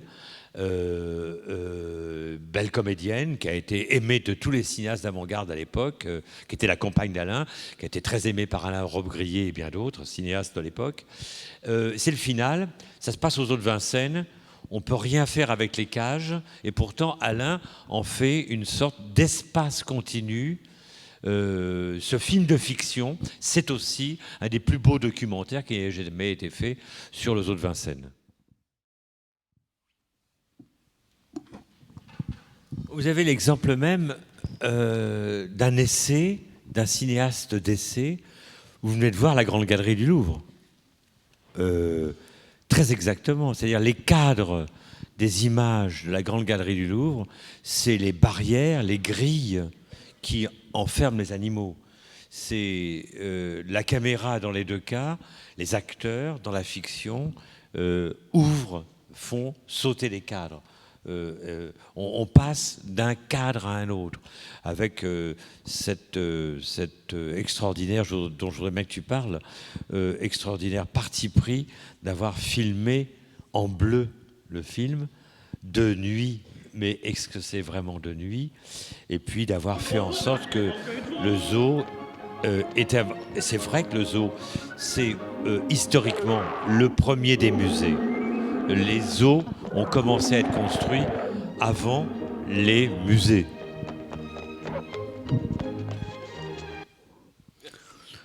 Oui, c'était filmé entièrement en nuit américaine. Et c'était la première fois un mélange de nuit réelle et de nuit américaine. Alors, la nuit américaine, c'est ce que les Anglais appellent day for night, c'est-à-dire que c'est filmé pendant la journée, mais avec des filtres et en sous-exposant, de façon à ce qu'on ait un effet de nuit. Ce qui suppose d'ailleurs de gros apports de lumière, parce que si on sous-expose un décor de jour, il faut quand même rééclairer les personnages, sinon on ne les voit pas. Donc la nuit américaine, ça suppose d'abord d'avoir des ciels bleus en plein jour, de façon à ce que quand on sous-expose, ils deviennent bleu nuit. Un ciel blanc ne se sous-expose jamais, donc si vous avez des nuages, vous ne pouvez pas faire de nuit américaine parce que le blanc restera blanc. Donc pour faire une nuit américaine, il faut tourner de jour avec un ciel bleu, sous-exposé de plusieurs diaphes, de façon à ce que le bleu devienne un bleu sombre, et puis rééclairer les personnages. Bruno Nuiten, qui expérimentait là des techniques qu'il a ensuite développées dans des films plus riches, notamment avec André Téchiné, se servait du fait que c'était un film en plan fixe. C'était plan fixe pour peindre les ciels. C'est-à-dire qu'on fixait le cadre de la caméra, il mettait une vitre devant la caméra, et en regardant le cadrage, avec un feutre, il peignait sur la vitre la portion de ciel. Il est évident que ça ne peut marcher que si le cadre est fixe. Si la caméra bouge, évidemment, tout se déplace. Mais dans des images à cadre fixe, on peut effectivement assombrir le ciel ou lui donner une couleur comme là, ce bleu-violet. Cela, associé à des filtres qu'on appelle polarisants, qui polarisent la lumière, fait qu'on peut tourner en nuit américaine. Voilà. Donc c'est un film qui mélangeait les nuits américaines et les nuits réelles, qui a été entièrement tourné dans des zoos, principalement le zoo de Vincennes, et qui était pour moi, qui correspondait à cette rêverie que dans un zoo comme le zoo de Vincennes, tout est faux. Le Grand Rocher est en ciment, d'ailleurs à l'intérieur il y a un ascenseur. Les banquises sont de fausses banquises, les savanes sont de fausses savanes, mais toute cette fausse nature est habitée par de vrais fauves. C'est-à-dire que dans les faux rochers, il y a de vrais lions, de vrais tigres. Dans les fausses savanes, il y a de vrais antilopes. Dans les fausses banquises, il y a de vrais ours polaires. Donc ce dialogue entre nature et culture me fascinait. Et d'ailleurs, le zoo de Vincennes est un signe culturel typique, puisqu'il y a cette érection, je dirais, sous forme de signe du Grand Rocher. Ce Grand Rocher, il fait signe, donc il fait signe au sens culturel du terme. C'est du bâti, c'est du construit, et c'est quelque chose qui est érigé par l'homme pour faire signe. Donc voilà, tout le film travaille sur cette relation entre le culturel et la nature, entre la vraie nature et la fausse nature, entre le monde animal et le monde humain, en fait. Voilà, et donc la fin du film est dont vous avez vu un extrait. C'est un moment où les deux personnages qui se retrouvent... Ah oui, ici, l'image était un petit peu dénaturée quand même, un peu sombre, oui. Les deux personnages se retrouvent. C'est en fait un couple incestueux. Ils se ressemblent un peu. Un peu, oui. Et la fin du film, il libère les animaux du zoo de Vincennes pour qu'ils se répandent dans Paris. Comme on n'avait pas les moyens qu'aurait Hollywood, les scènes où des animaux circulent dans Paris sont très simples et très limitées. Mais mon rêve était de faire grimper des singes sur la Tour Eiffel. Alors aujourd'hui, avec les moyens du numérique, je pourrais refaire la fin du film et à la faveur de quelques trucages assez simples, effectivement, faire descendre les Champs-Élysées par une bande de lions ou faire grimper des singes sur l'Arc de Triomphe, par exemple. Ça, c'était la fin du film, voilà. Ça s'appelle Zoo Zéro parce que c'est le niveau zéro du zoo. Et toute cette fin du film est accompagnée par la diffusion d'une bande son que rapporte le personnage féminin à l'homme joué par Kinski, d'un enregistrement de la flûte enchantée de Mozart, qui est une fable maçonnique, une fable ésotérique, qui parle beaucoup aussi de la relation entre le monde humain et le monde animal. Voilà. Donc c'est vrai que le zoo est une sorte de musée. C'est une sorte de musée où chaque animal est dans une cage avec son étiquette. Comme dans un musée, chaque tableau est dans son cadre avec une étiquette. On parle encore du zoo quand même. Parce que, je ne sais pas, peut-être pas, tu ne peux pas parler des zoos. Si, le zoo non, parce que c'est quand même... tu te poses les mêmes... Enfin, en termes de montage et d'écriture, on est dans un film de fiction, c'est ça que je veux te faire dire, ou tu veux pas le dire, tu le dis pas. Mais je trouve intéressant, précisément, qu'on ne peut pas te désigner comme un cinéaste documentaire ou un cinéaste de fiction. C'est pour ça que j'ai employé le mot essai, peut-être trouver autre chose, mais que tu filmes le zoo dans un film de fiction ici, comme, en tout cas moi je l'ai toujours vu comme ça. Je ne pense pas que ce soit une projection, exagérée, spéculative, comme tu filmes les tableaux. C'est-à-dire, la grande galerie, tu la filmes comme une fuite. Comme une fuite. C'est vraiment, on a presque une sorte d'impatience dans la manière. Tu ne l'as pas filmé en avant, la grande galerie.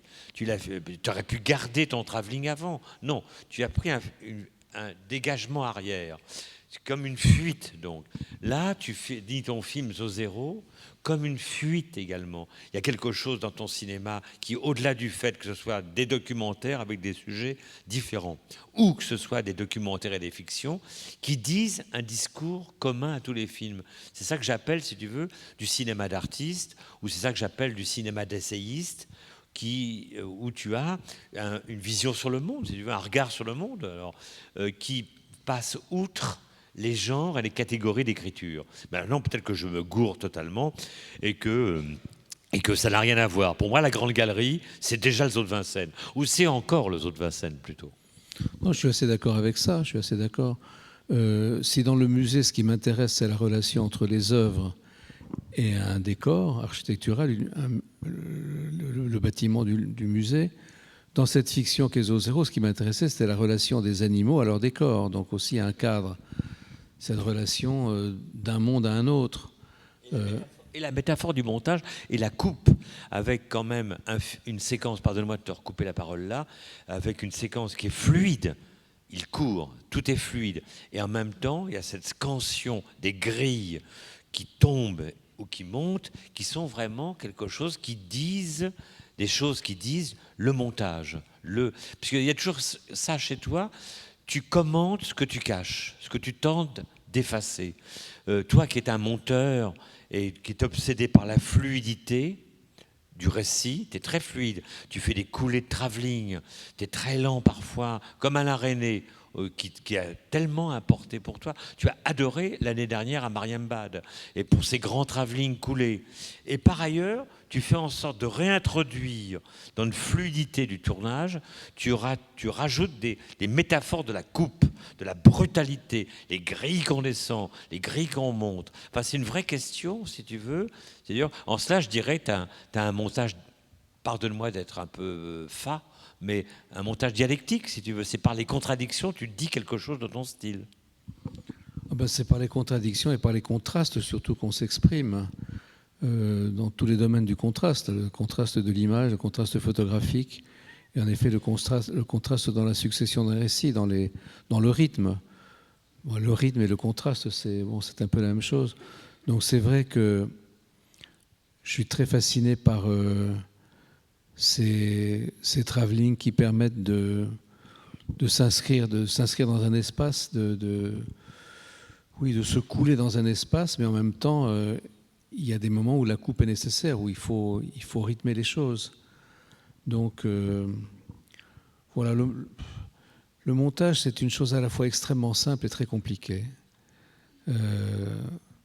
C'est très compliqué parce que parce qu'il est difficile de raccorder les choses, et c'est très simple parce que tout raccorde. Donc, c'est vrai pour le monde agité. Ouais. Cette question des raccords est essentielle au cinéma. Qu'est-ce qui raccorde ? Le cinéma est fait d'une succession de plans. Bon, il y a eu les tentatives de faire des films en un seul plan ou en deux plans ou en trois plans, avec des caméras à l'époque qui pouvaient supporter des magasins de pellicules très longues. Mais c'est un des problèmes au cinéma, c'est que le temps ne pouvant pas se superposer au temps réel,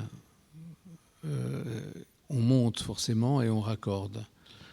Si on accompagnait les actions en temps réel et qu'elles étaient projetées en temps réel, alors c'est du théâtre filmé, c'est faisable. Hein.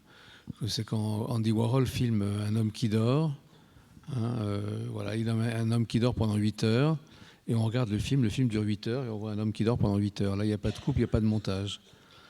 Il a dû monter, il a dû tricher, puisque quand même, il n'y avait pas de pellicule assez longue pour filmer pendant 8 heures. Mais donc, la question du montage, elle est essentielle, parce que qu'est-ce qui raccorde, qu'est-ce qui ne raccorde pas? Et comme je disais tout à l'heure, tout raccorde et rien ne raccorde. C'est-à-dire que tous les raccords sont faux, et en même temps, tous les raccords sont possibles. Tout raccord au cinéma est un faux raccord, puisqu'on a forcément triché dans le tournage, les choses ont changé, les êtres ont vieilli, ne serait-ce que de 30 secondes entre un plan et l'autre, l'espace n'est plus le même. Bon, tout raccord au cinéma est un faux raccord. Et néanmoins, tous les raccords passent, c'est-à-dire qu'on peut faire raccorder n'importe quoi. Cocteau parle de synchronisme accidentel. Oui, on peut dire ça comme ça, oui. Mais voilà, alors il y a toute une théorie du montage, il y a toute une grammaire des raccords, le champ contre champ, le plan large et le gros plan, les raccords dans le mouvement. Enfin, vous pouvez raccorder très bien deux mouvements. Si vous filmez par exemple, je ne sais pas, un plan dans Paris en travelling gauche-droite et un plan dans la jungle amazonienne en travelling gauche-droite, vous mettez l'un derrière l'autre, ça raccorde. Pourtant, rien ne raccorde. Il n'y a rien à voir entre la jungle amazonienne et les bords de la Seine à Paris. Mais ce qui va raccorder, c'est le mouvement. C'est-à-dire, il y a toujours quelque chose qui raccorde ou qui ne raccorde pas. Donc, il y a toutes sortes de figures dans le raccord au cinéma. Je disais, il y a les raccords dans le mouvement, les raccords dans l'axe, ce qu'on appelle un raccord dans l'axe, c'est-à-dire vous gardez un point de vue et puis vous changez de focale. C'est-à-dire que vous êtes en plan large et puis tout d'un coup, vous mettez un tel objectif et toujours en restant dans le même axe, vous allez à un gros plan. Bon, tout a changé, mais quelque chose raccorde. Le problème des raccords au cinéma, c'est que, comme je disais, ils sont toujours faux, mais il y a toujours quelque chose qui raccorde. Et si rien ne raccorde, eh bien c'est l'imaginaire qui fait le raccord. Alors,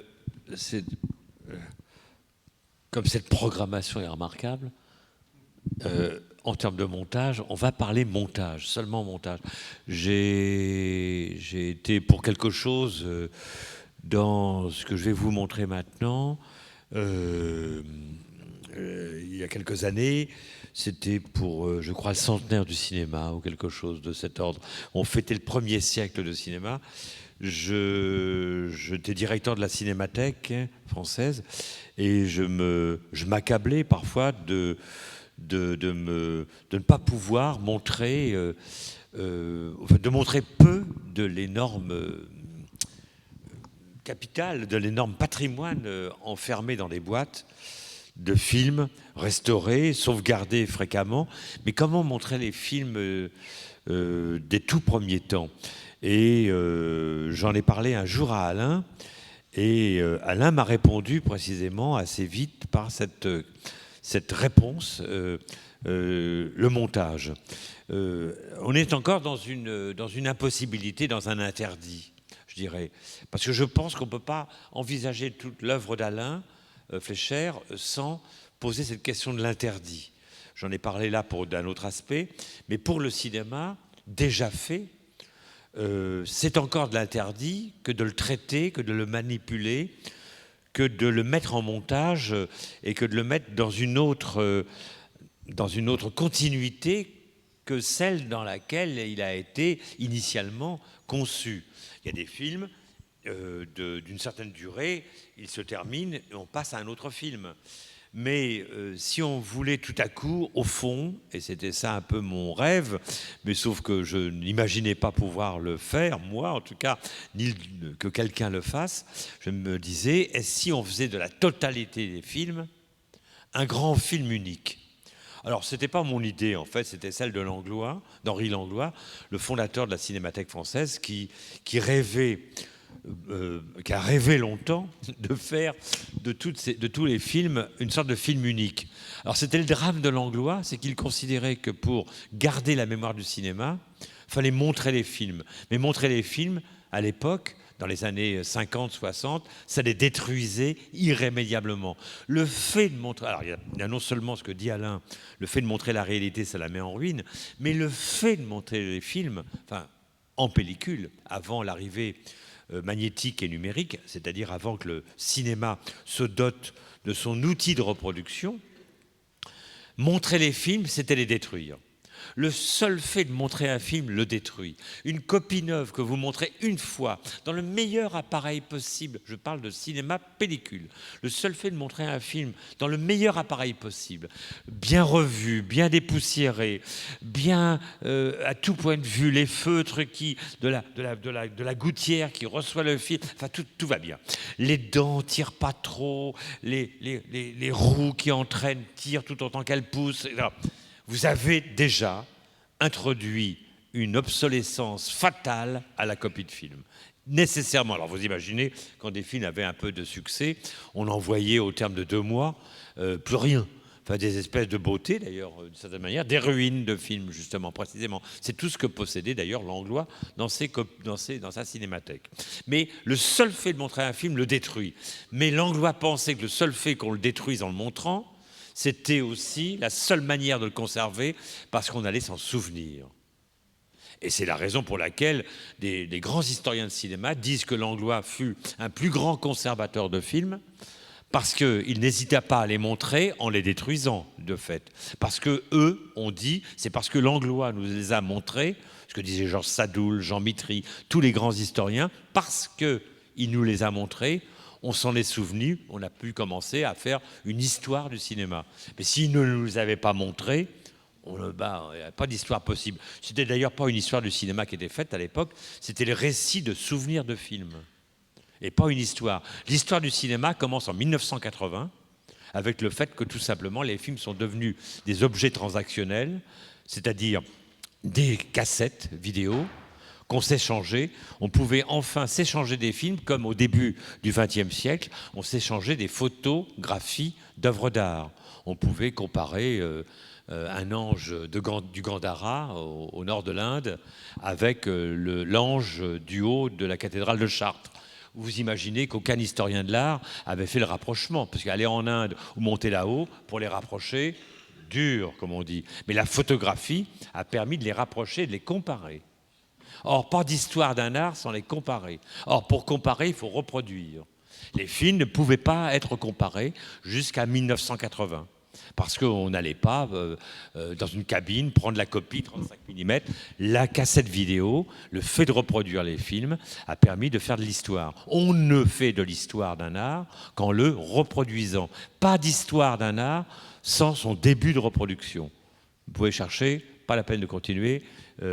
Si quelqu'un n'était pas d'accord, qu'il sorte. Donc, non, mais c'est sérieux. Ce que je veux dire là, c'est que ce que vous allez voir maintenant résulte du fait qu'on a pu reproduire les films. Et déjà, simplement faire des copies, c'est déjà pas mal. Et Alain a donc pris près de 270 ou 280... Combien ? 350 films muets, dont il a fait un montage qui s'appelle, bien nommé, bien intitulé « Un monde agité », dont j'estime que c'est à la fois un essai, c'est bien du Fleischer, à bien des titres, c'est bien du Fleischer, c'est au bord d'une absurdité inouïe, avec des vers de Mirliton extraordinaires, mais qui sont aussi des reflets de ce qu'était ce cinéma à l'époque, qui était à la fois un cinéma idiot, de la dernière espèce de l'idiotie, et en même temps un cinéma génial, parce que inventant des épreuves du corps, des vitesses, des scansions, des saccades jamais vues. des possibilités de faire au corps ce qui n'était jamais fait au corps jusqu'alors, et surtout pas ni en peinture ni en photographie. Une élasticité du corps. Le cinéma muet, c'est une plasticité du mouvement, en quelque sorte. Hein. Et donc, Alain a fait, avec ses donc 350 films, on a fait un monde agité, dont vous verrez que ce qu'il vient de dire, rien ne raccorde, mais rien, mais vraiment rien, à tout point de vue, mais tout raccorde. Tout raccorde tout simplement par la puissance de l'imaginaire, évidemment du spectateur, emporté par la vitesse, mais aussi par la puissance, l'audace imaginaire de l'essayiste qu'est Alain. Alors je vous propose de voir un petit morceau que j'ai extrait dedans, où ça s'agite particulièrement, où c'est même une dinguerie dansante, mais c'est pas le pire moment du film. 80 minutes de cingllerie absolue. Enfin, je dois dire que parmi ma courte carrière de producteur, c'est vraiment la chose dont je suis le plus fier, d'avoir autorisé ça. Évidemment, je ne me suis pas fait que des amis chez les directeurs de cinémathèque, mais je trouvais, je laisse la parole à Alain, je trouvais que d'une certaine manière, le film servait plus la vérité de ce cinéma, qui est quand même à base de particulière idiotie et de cinglerie, mais en même temps, une fois encore, une incroyable imagination, un génie absolu de trucage, d'enchaînement, de montage, d'intempestivité, comment dire, vraiment mal embouché comme cinéma, vraiment très impoli, dont Alain a fait en sorte que cette impossibilité de raccorder des cinémas de catégories et de genres totalement différents, du cinéma d'adaptation théâtrale, du cinéma religieux, du burlesque, du mélodrame, etc. Tout devient, je dirais, l'aventure générale d'un seul film. Oui, Dominique n'a pas dit que quand il m'a fait cette proposition, il me parlait de films qu'il n'arrivait pas à programmer traditionnellement à la Cinémathèque parce que ce n'étaient pas des films repérés dans l'histoire du cinéma, d'auteurs connus. Donc, c'est des films oubliés, improgrammables, et qu'il m'avait proposé de regarder. Donc j'avais passé des jours à regarder des films en ruine, donc ces 350 quelques films, qui étaient d'un disparate absolu, mais qui me frappaient par cette agitation. C'est-à-dire que c'est comme dans ces débuts du cinéma, c'était comme si les cinéastes avaient besoin de montrer l'agitation, le mouvement, une espèce de fébrilité, qui aurait été co-substantielle au cinéma de cette époque. Donc ça me semblait déjà un point commun, que dans tous ces films, il y avait de l'agitation. Par ailleurs, ces films étaient effectivement des navets épouvantables, de très mauvais films, le premier western, des films de théâtre filmés, des comédies, mais dans chacun, il y avait un moment d'invention de cinéma, un cadrage extraordinaire, une prouesse d'acteur, un trucage, il y avait, un cadrage, enfin, il y avait toujours, dans tous ces films, une petite pépite, quelle que fût leur médiocrité d'ensemble. Donc voilà, je me suis attaché à sauvegarder ces petits trésors qui étaient effectivement difficiles à défendre dans leur totalité, mais en extrayant de chacun d'eux un moment de grâce. L'idée qui m'est venue, c'est de raccorder des extraits de tous ces films pour raconter une histoire. Donc, par exemple, il y a une scène où un couple d'amoureux flirte. Alors, cette scène, elle est composée par des amoureux qui flirtent dans 50 films. Hein, donc, il y a des Russes, il y a des Français, des Espagnols. De la même façon, il y a une scène où des gens dansent. Alors, j'ai rassemblé toutes les scènes de danse que j'ai trouvées dans tous ces films. Il y a des Mexicains, des Russes, des Basques, des Espagnols, des Auvergnats. Enfin, tout le monde danse. Hein. Et voilà, donc c'est un film qui procède par accumulation de thèmes, et ça raconte une histoire, mais qui est jouée par des personnages et des interprètes qui viennent de 350 films. Et donc dans chaque scène de cette histoire qui est racontée, les interprètes et les situations sont des plus variées. Néanmoins, ça finit par raconter une histoire. Ça finit par raconter une histoire avec un début, une fin et un vague déroulement. Et c'est là que j'ai pu beaucoup réfléchir sur cette question du montage, puisque par définition, rien ne raccorde. Entre un film qui est un burlesque américain et un mélo français un peu théâtral et un je sais pas quoi et un film d'aventure chez les Esquimaux, rien ne raccorde, rien. Et pourtant, on arrive à faire raccorder. C'est-à-dire que en montant côte à côte deux plans où il y a des êtres humains, forcément il y a quelque chose qui va marcher. Forcément il y a quelque chose qui va circuler d'un plan à l'autre. Donc j'ai fait une sorte de théorie ou d'essai sur le faux raccord généralisé. C'est un film sur le faux raccord généralisé.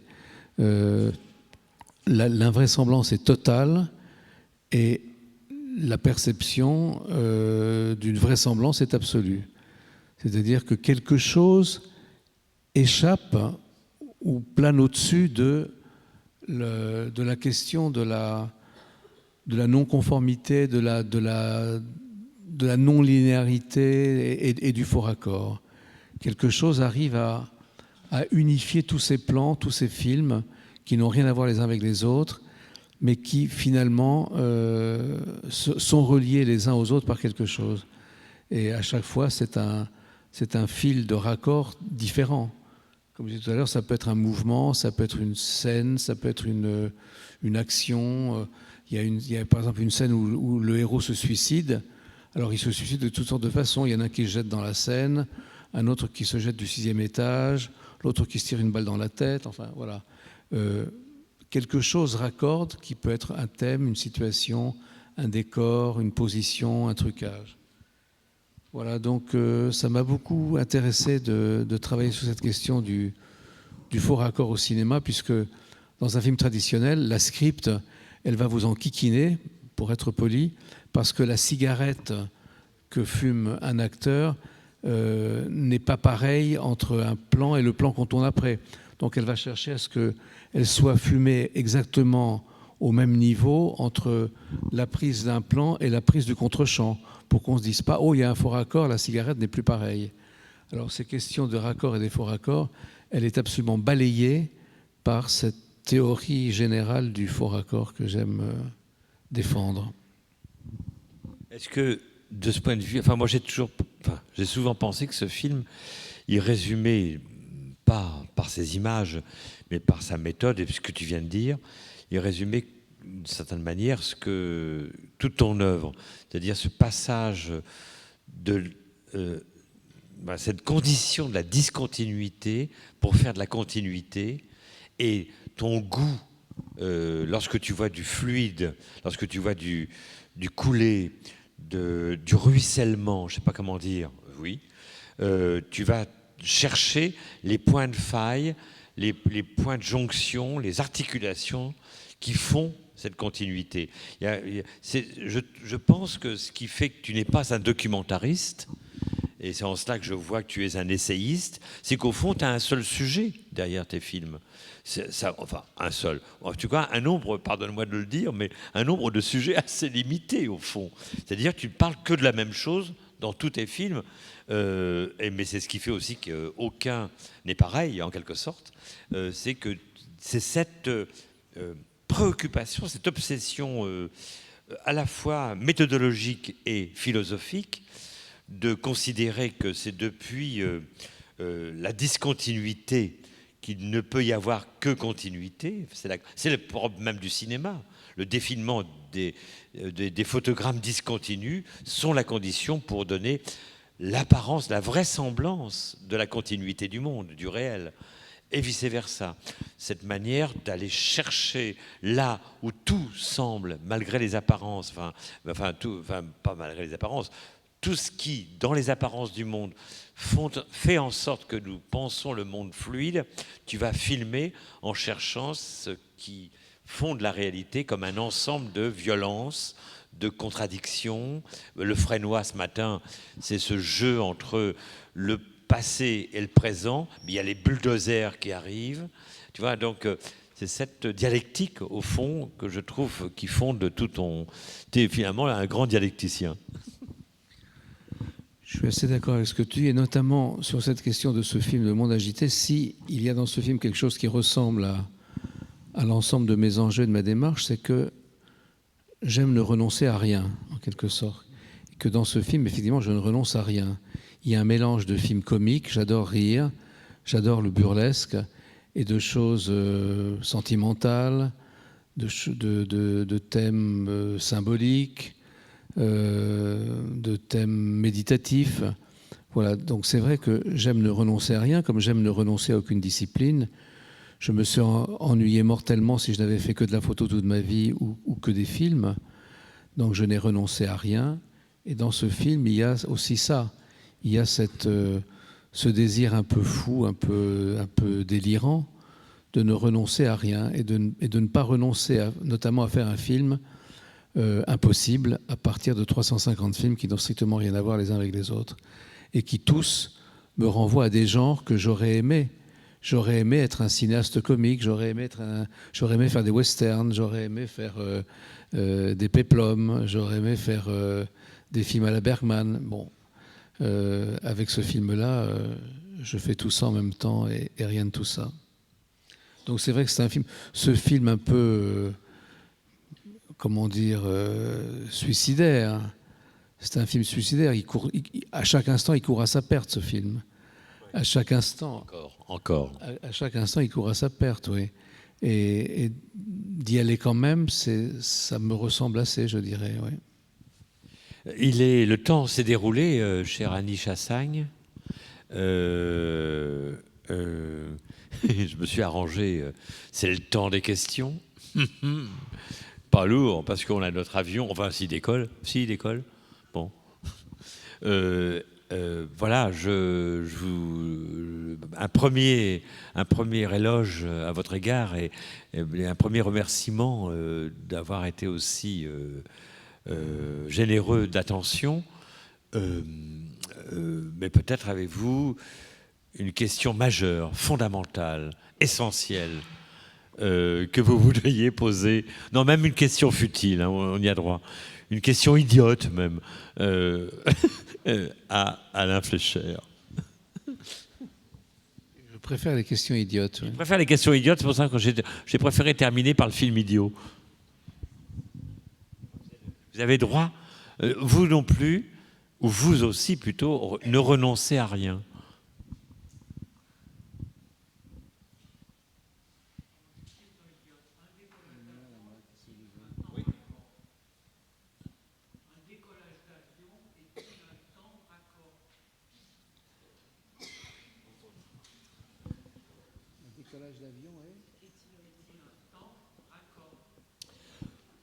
Ça dépend.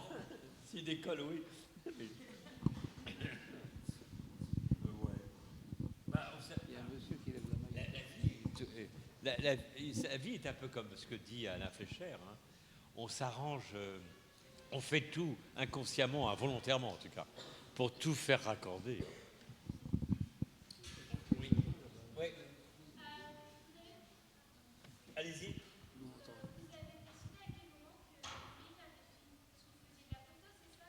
Oui. Et les films, ça vous a intéressé vers quel moment en fait? Tu as commencé par faire de la photo. Les films, ça t'a intéressé à partir de quel moment de ta vie? Alors j'ai vraiment commencé par faire de la photo très vite puisque j'ai volé l'appareil photo de mon père vers l'âge de 7 ou 8 ans. Et voilà, j'étais fasciné par la possibilité de photographier des gens et surtout de mettre en scène des situations. Très vite, je me suis intéressé à une photographie mise en scène, des assemblages d'objets, des compositions, des sortes de nature morte. Bon. Et en fait, je me souviens très bien que j'ai échangé cet appareil photo de mon père, qui était un bon appareil photo, un Rolleiflex, à Londres, où j'étais en vacances pour apprendre l'anglais, dans une boutique d'occasion, contre une mauvaise caméra. Je m'étais fait avoir, mais j'étais démangé par l'envie de filmer. Donc j'ai échangé un très bon appareil photo contre une mauvaise caméra, mais quand même j'ai commencé à filmer comme ça, une caméra Bellewell 8 mm. Donc, dans les deux cas, le désir était le même. J'avais envie, je l'avoue bêtement, de photographier de jolies femmes et puis de filmer de jolies femmes. C'est ce qui m'a intéressé toute ma vie. Et c'est un peu idiot, ça semble un peu médiocre comme ambition d'artiste, mais en fait, ça a déterminé tout mon travail. Et ça a déterminé pas mal d'années de l'histoire de l'art aussi. oui, oui, oui. Quand j'ai commencé à être artiste, j'étais consterné, par exemple, par le fait que l'art contemporain de l'époque où je débutais se désintéressait totalement de la question de la figure. La question du peintre et son modèle était totalement ringarde. Ça n'existait plus, il n'y avait plus de peintres avec leur modèle, il n'y avait plus de peintres déjà. C'était l'art conceptuel qui succédait à l'art abstrait. Bon. Donc, moi, ça me privait d'une motivation. Et j'ai commencé quand même par photographier ma compagne de l'époque, à la filmer, à l'impliquer dans mes films. C'était essentiel. Et c'est autour de cette relation à cette figure de la femme que j'ai pu construire toutes mes fictions, y compris celles qui s'éloignent disons, de ce motif central. Mais tout a toujours tourné pour moi autour de ça. D'ailleurs, quand j'ai commencé à faire de la photo, mon rêve était de devenir photographe de mode. Parce que je me disais, là, je vais avoir affaire à des jolies filles tout le temps. Et c'était évidemment un rêve stupide. Et quand j'ai finalement fait des photos de mode une fois pour m'amuser. Et c'est l'exercice le plus difficile auquel j'ai été confronté. On peut me parachuter n'importe où sur Terre avec une caméra. Je sais que je saurais filmer, que je m'en sortirai. On me donne un sujet, on me largue quelque part. Je sais que je saurais filmer. Des photos de mode, je me suis toujours tout d'un coup trouvé dans une situation absolument gênante, embarrassante et que je ne savais pas régler. Comment photographier quelqu'un qu'on déguise, qu'on coiffe, qu'on maquille, voilà, finalement c'était un rêve naïf de ma part. Mais en tout cas, la motivation principale, ça a toujours été ça. Ça a été de représenter la figure humaine, et je dirais principalement la figure féminine, d'abord en photographie, puis en cinéma, mais en photographie dans des situations mises en scène, des compositions. Et mon projet premier, ma pratique première, c'était la photographie. Mon projet encore antérieur, c'était l'écriture. Mais à l'époque où j'ai commencé à écrire, j'écrivais des choses extrêmement naïves, des petits poèmes ridicules à la façon de Minou Drouet, qui était la jeune enfant prodige de l'époque, ou des petits contes pour enfants qui étaient à la fois inspirés par les contes de Perrault et par Walt Disney.